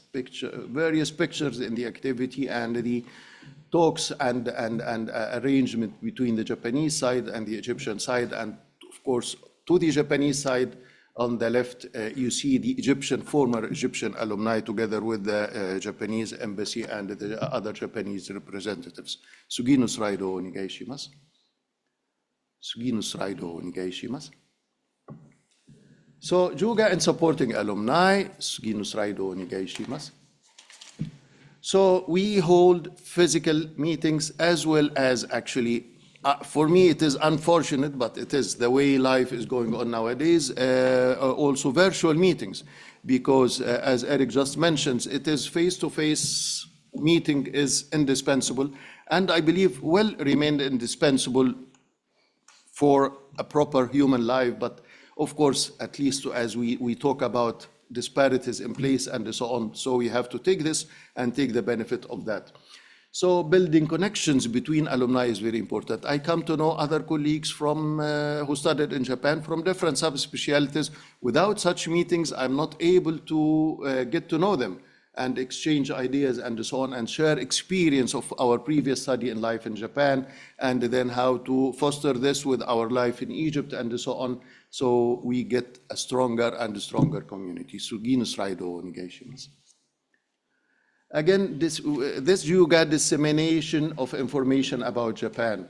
Valuable information to share about various activities, coming activities, opportunities maybe for alumni to make joint research or joint work or joint cooperation with the Japanese side, and events and developments. For example, if there is this Ikebana event coming or this music event coming, etc. So it is dissemination of this knowledge. Suginus Raido Nigaishimasu. So, as many countries, geographical and logistical barriers do exist. Cairo or Egypt is like capital-centered country, but still we have other big cities. We have Alexandria and we have Upper Egypt, which, because based on the Nile, Upper Egypt actually is to the south. So, and many of the Japanese alumni or Egyptian alumni coming back from Japan actually come from Upper Egypt. So we miss the physical participation of many of those colleagues. So that's why actually social networking becomes very handy in this regard. Suginus Raido Nigaishimasu. So social networks help us in this regard.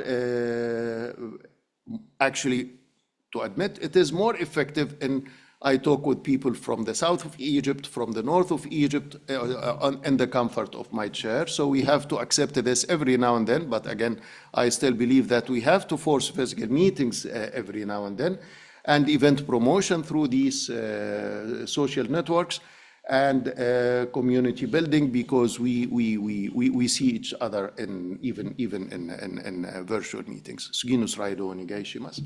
So the Egypt-Japan think tank, just the day before I come, it is 387, which is a small number out of the Juga, the Egyptian Juga, but still those are the active participants, and actually it is increasing every few days.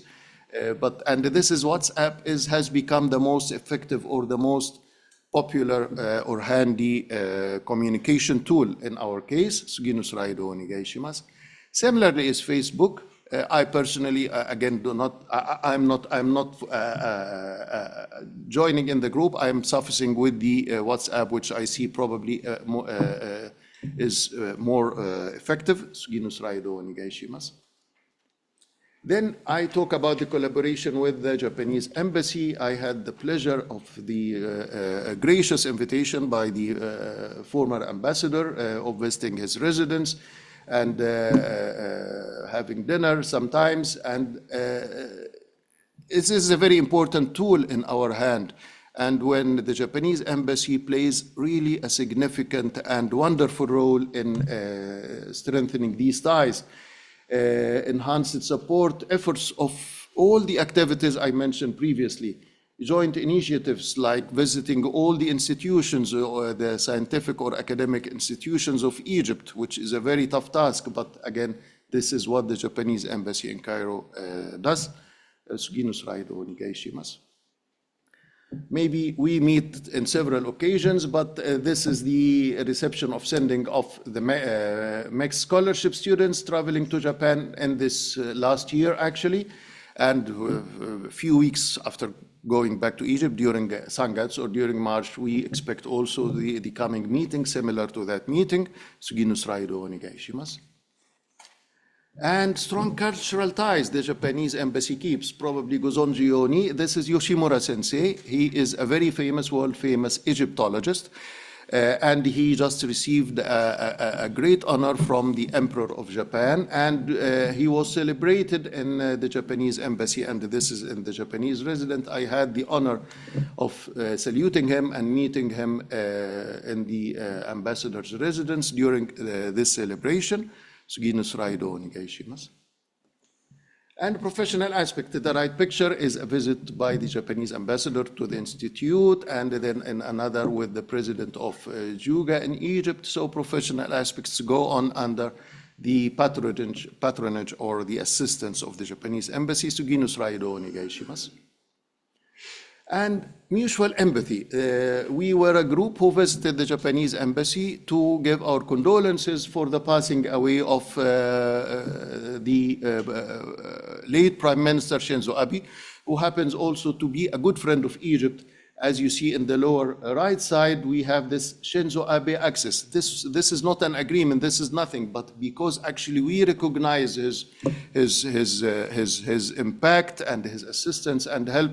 So a very big thoroughfare in New Cairo is named after him. And if you see, again, Jihan Sadat comes below him, who is the wife of the former president. So this is a big thoroughfare, and many people, who is Shinzo Abe? Of course, the young people ask, but then most seniors know who is Shinzo Abe.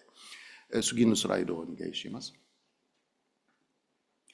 So it is forbidden to take picture in that place, but I took this picture and the security let me. I wanted to take a picture of my bag, but he said, no, enough for you, one picture. But on the back, there is a small sign in Arabic, in English, and in Japanese telling this is the new Grand Egyptian Museum. And as you probably know, the Egyptian Museum, the classical Egyptian Museum in Tahrir Square, is one of the 10 great museums of the world. But the new Grand Egyptian Museum will be, as Eric points, will be the largest museum ever in the world for a single civilization. And this museum is supported and with the great help of Japan. That's why this very small kanji, which is very precious for me, that this is the the museum, or the Egyptian Museum, the Grand Egyptian Museum. It is to be opened. Actually, they are opening a piece of peace just to tease us. So actually, maybe for the past 2 years, I visited, and then this exhibition, and now they open more rooms and more rooms, but the official opening will be next July. So I invite you all, please, to come and join this grand opening in Cairo. That's why Sugino Suraido onegai shimasu. はい、心からどうもありがとうございました。Thank you. カリールさん、ありがとうございました。網羅的に説明してくださって、とても詳細な説明ありがとうございました。それではカリールさんの発表に対しては、ブラジルからいらっしゃったアナさん、お願いいたします。So first of all, really thank you very much for your presentation. I was really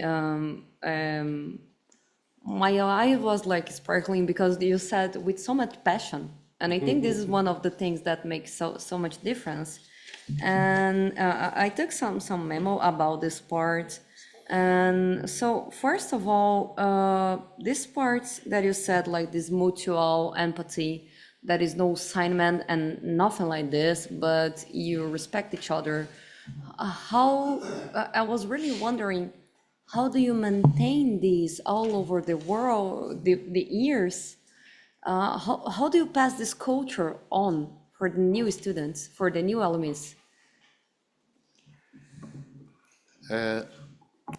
Okay, so for the new student, I would say very simply live in Japan. And by this meaning, when I first arrived to Japan, of course, we were meeting in all the new students from different parts of the world, and it was great experience. Meeting people from South America, almost making friends for the first time in my life. Meeting people from Germany, of course, meeting other Arab countries' people and other Egyptians. So it was a great experience to have all the people.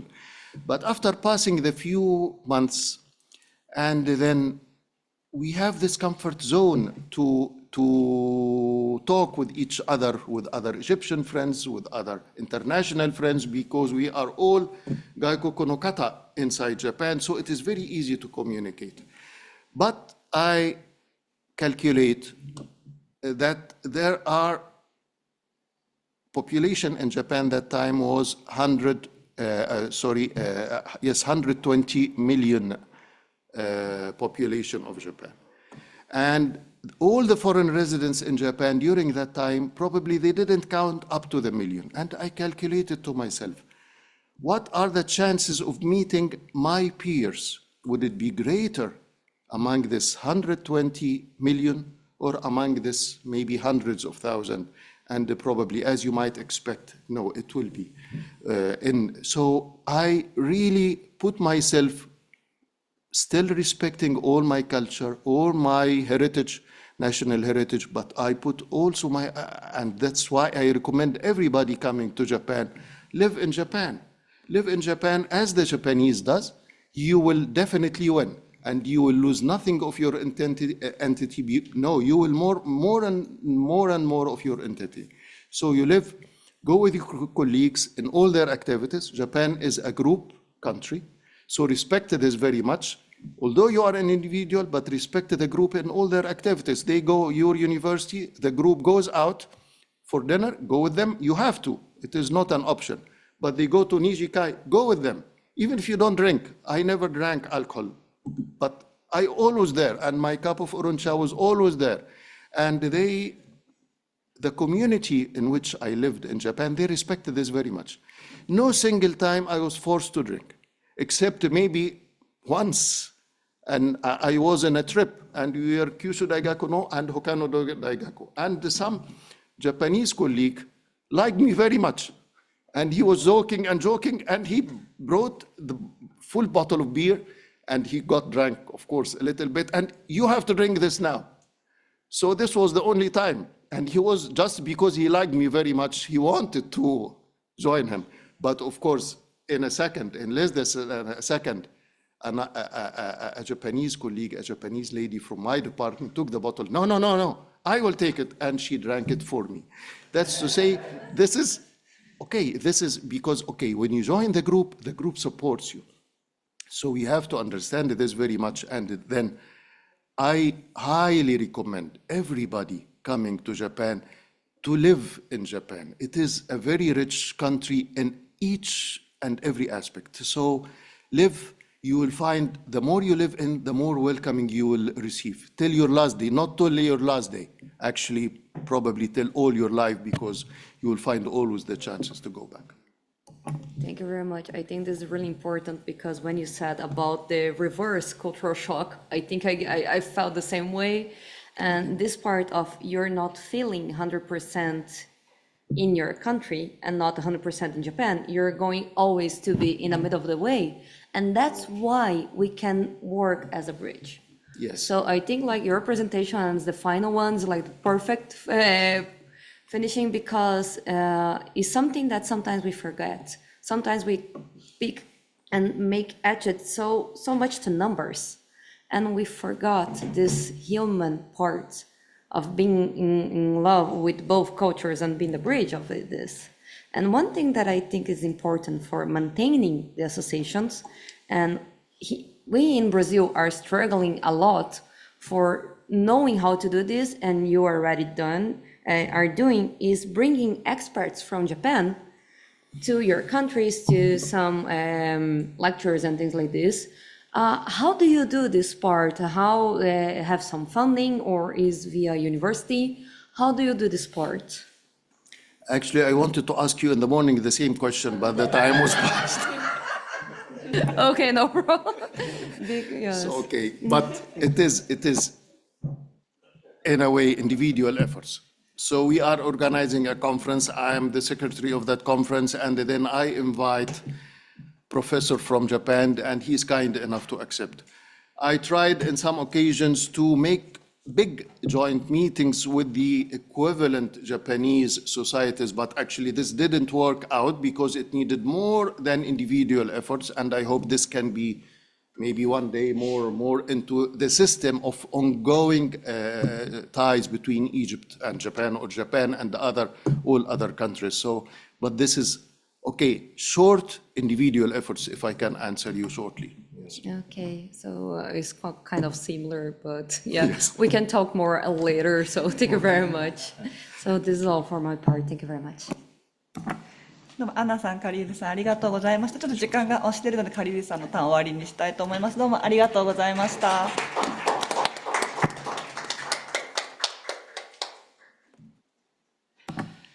それでは、ここで第1部と同じようにオンラインで参加されている方々からコメントいただきたいと思います。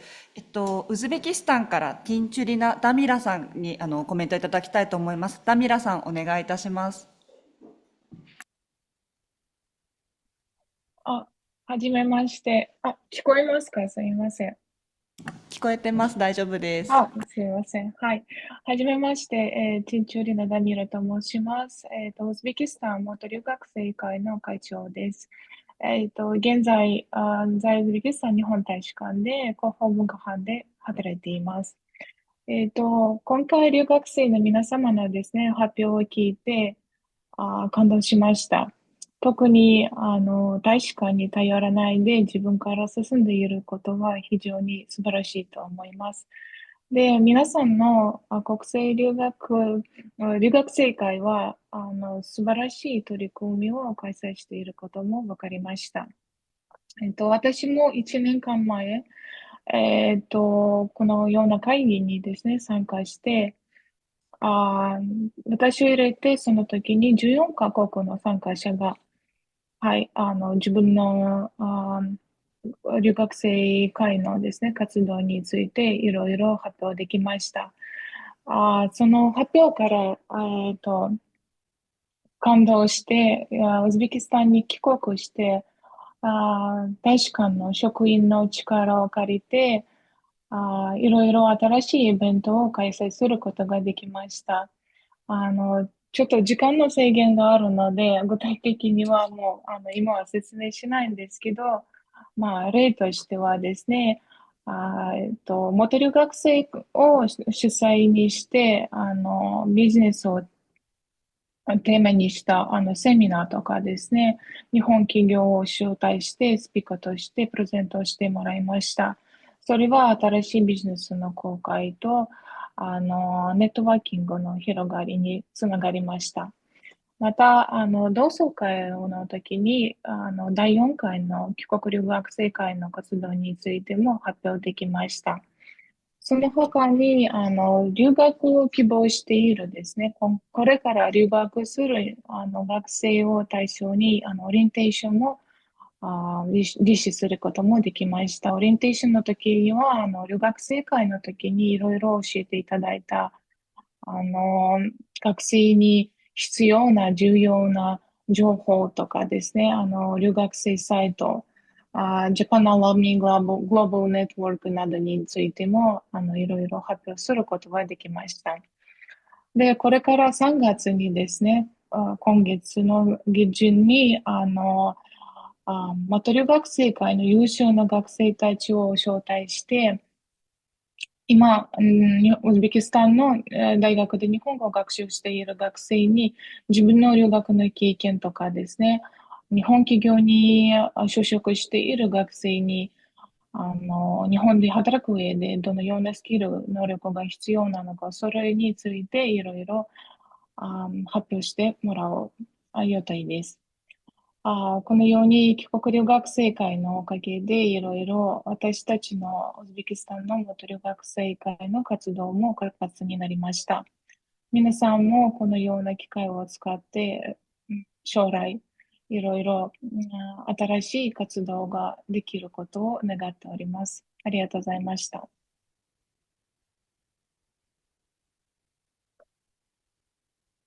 はい、これで以上です。ありがとうございました。ダミラさん、ありがとうございました。それではもう一方、オンラインの参加者の方からコメントいただきたいと思います。インドにいらっしゃるアショク・ジェーンさんからコメントいただきたいと思います。アショクさん、よろしくお願いいたします。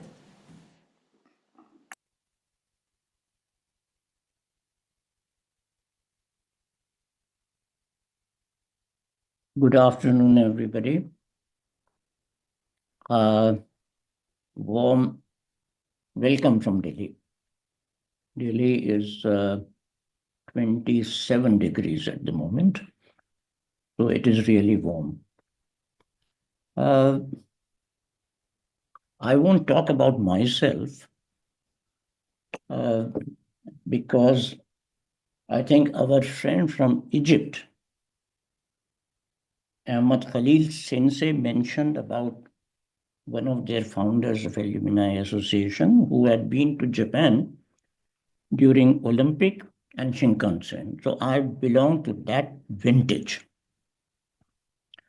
I will start by thanking MOFA for this very interesting and useful get-togethers that they have been organizing. And it's a great learning experience, and I wish to share with you some of the learnings that I have acquired and relate it to the topic of the afternoon discussion. In the topic, may I have the next slide, please? May I have the next slide, please? Thank you. There are three terms that are important. One is, of course, Japan. The second is ties. What do we mean by ties? The second is alumni. What do we mean by alumni? The third is the association. Now, to me, each one of these requires a clear understanding to identify the challenges that all of us have to deal with.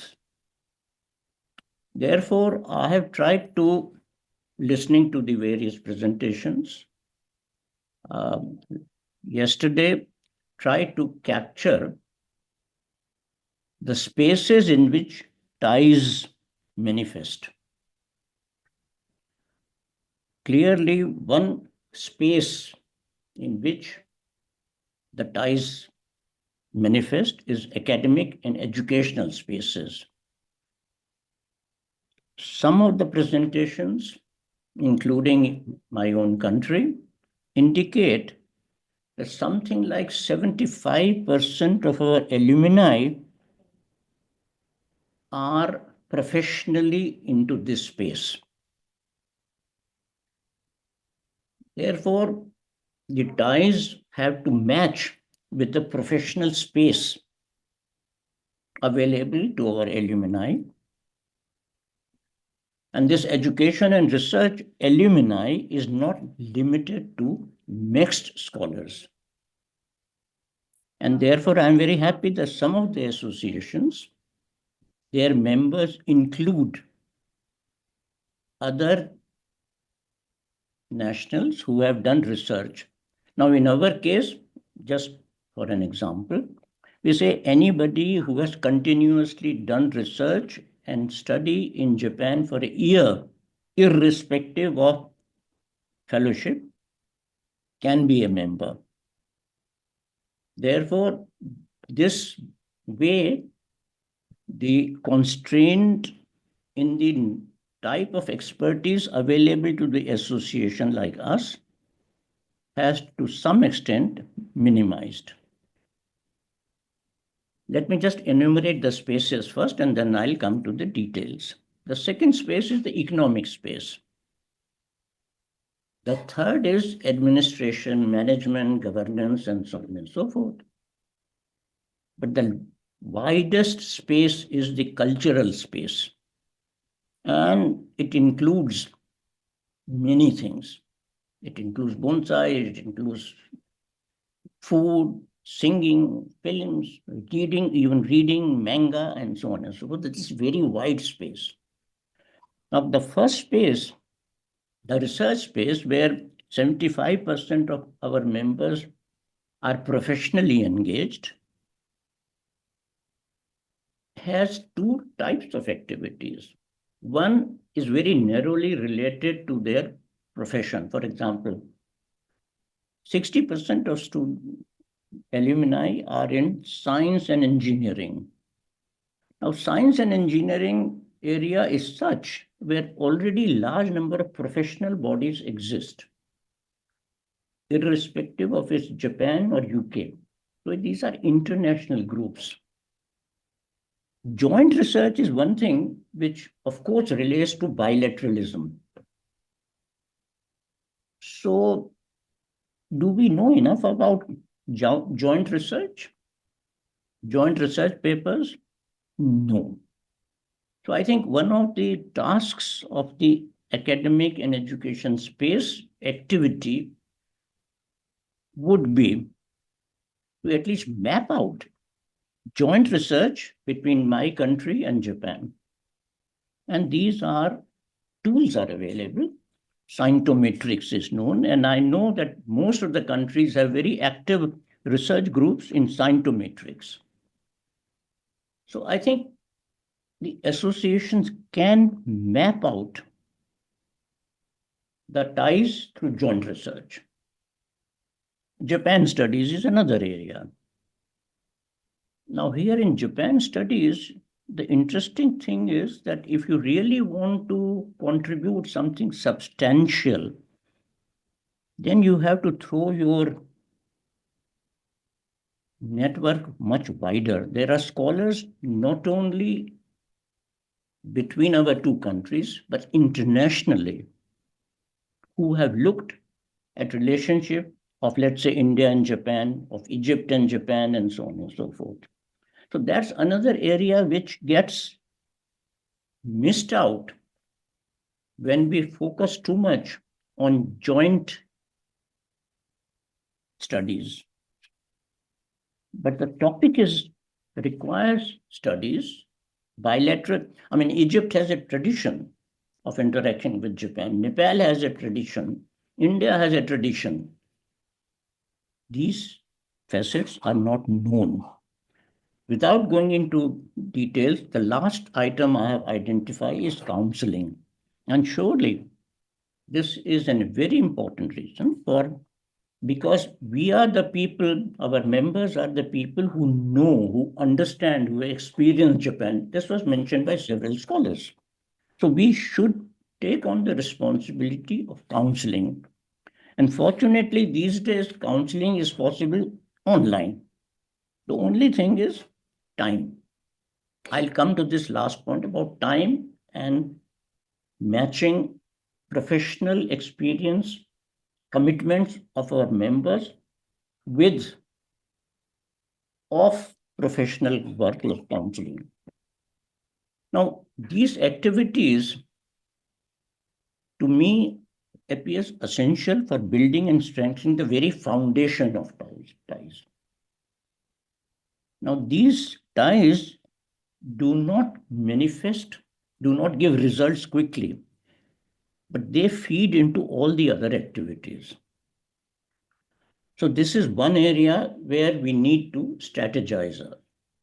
Economic space, clear, working in Japan-related job activities and so on. Here what we can do is we can have people, our alumni who are working in companies, to occasionally share their experiences. That would expand the ties. I think cultural space is something which our guess is that almost 80% of alumni are engaged in these activities, not as an activities necessarily organized by the Alumni Association. Now, this brings me to another point. I think our association must map out in your own context, are there other organizations that are engaged in cultural activities? If so, the role of the Alumni Association is to pass on, disseminate that information. This was mentioned by several of the speakers. So diffusion of ties built around culture is an important area and engages 80%. The only thing is we don't know whether people are engaged or we are not engaged in this activity. That's all. But gut feeling is that they are. The last is the social media space. This again is personal. we have tried very hard to have specific groups on JLPT, speech contest, and so on and so forth. But I think personally, people have joined groups of their professional interest, of their personal interest. And I don't think one should be worried that they are not coming through your organization or my organization. I think this is something which is personal, but I'm convinced that those who have been to Japan once, they get locked onto the Japanese culture. They would go eat Japanese food. They would read Japanese books. They would see Japanese films and so on and so forth, and share their experience through social media. So these are the maintenance of ties. Let me then come to next slide. May I have the next slide, please? Now, all that I have said essentially is I'm trying to convey that ties exist. It's not that they have challenges, and the challenges essentially arise of two limitations. The one limitation is the balance between the professional commitment and non-professional commitment. And that is why the activities must be such that the activity through alumni association does not come into conflict with the time that the alumni has to spend in discharge of his professional responsibilities. That is why I think it's important that our association need not necessarily depend upon the members for study and research, but our associations can provide a platform for bringing different people together for research and study.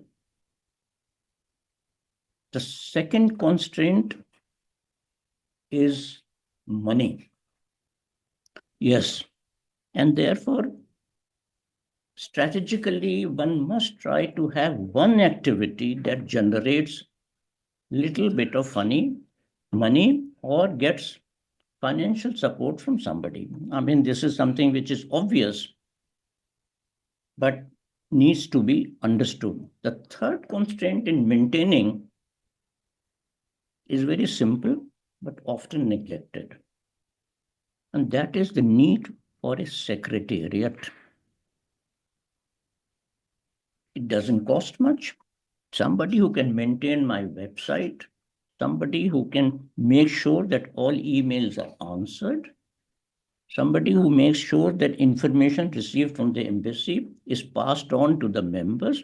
Routine work. It doesn't require the expertise of a alumni himself or herself, but we do need to have a secretariat.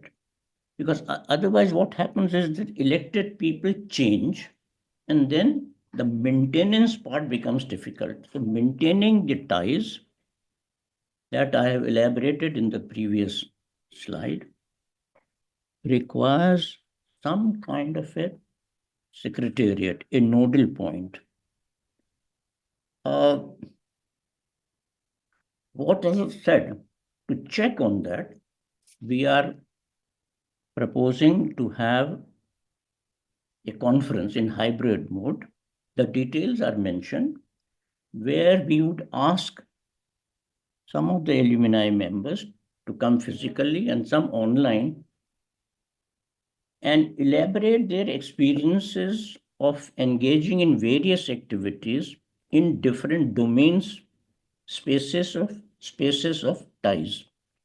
Once we have that, then I think we would be able to have a template on which we can strategize our activities.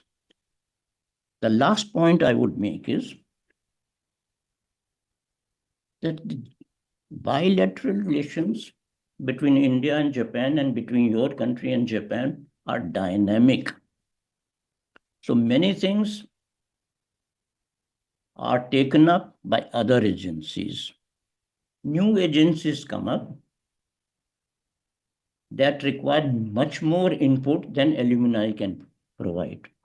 And therefore, this alumni association has to strategically choose which area our limited financial and human resources need to engage in, and whether this activity at some stage may have to be given up.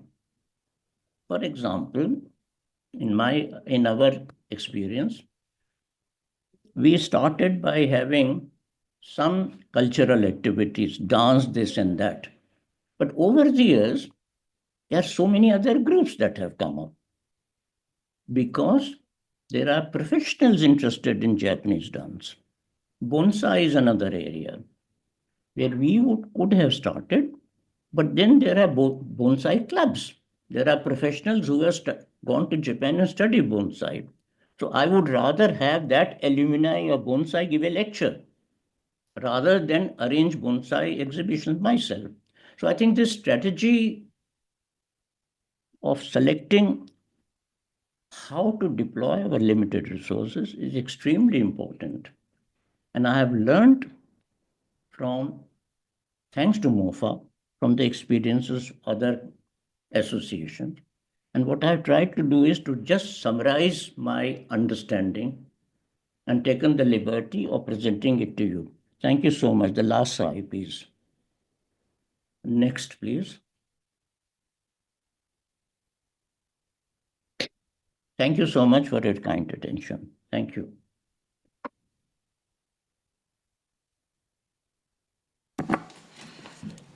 アショクさん、詳細なコメントありがとうございました。それでは、第2回、すみません、第5回帰国留学生総会第2部を終わらせていただきたいと思います。オンラインで視聴されていた方々も、また発表者の皆様もどうもありがとうございました。明日、3月5日、10時からは総括セッションを行いますので、ご関心のある方、引き続きオンラインでご視聴いただければと思います。本日はどうもありがとうございました。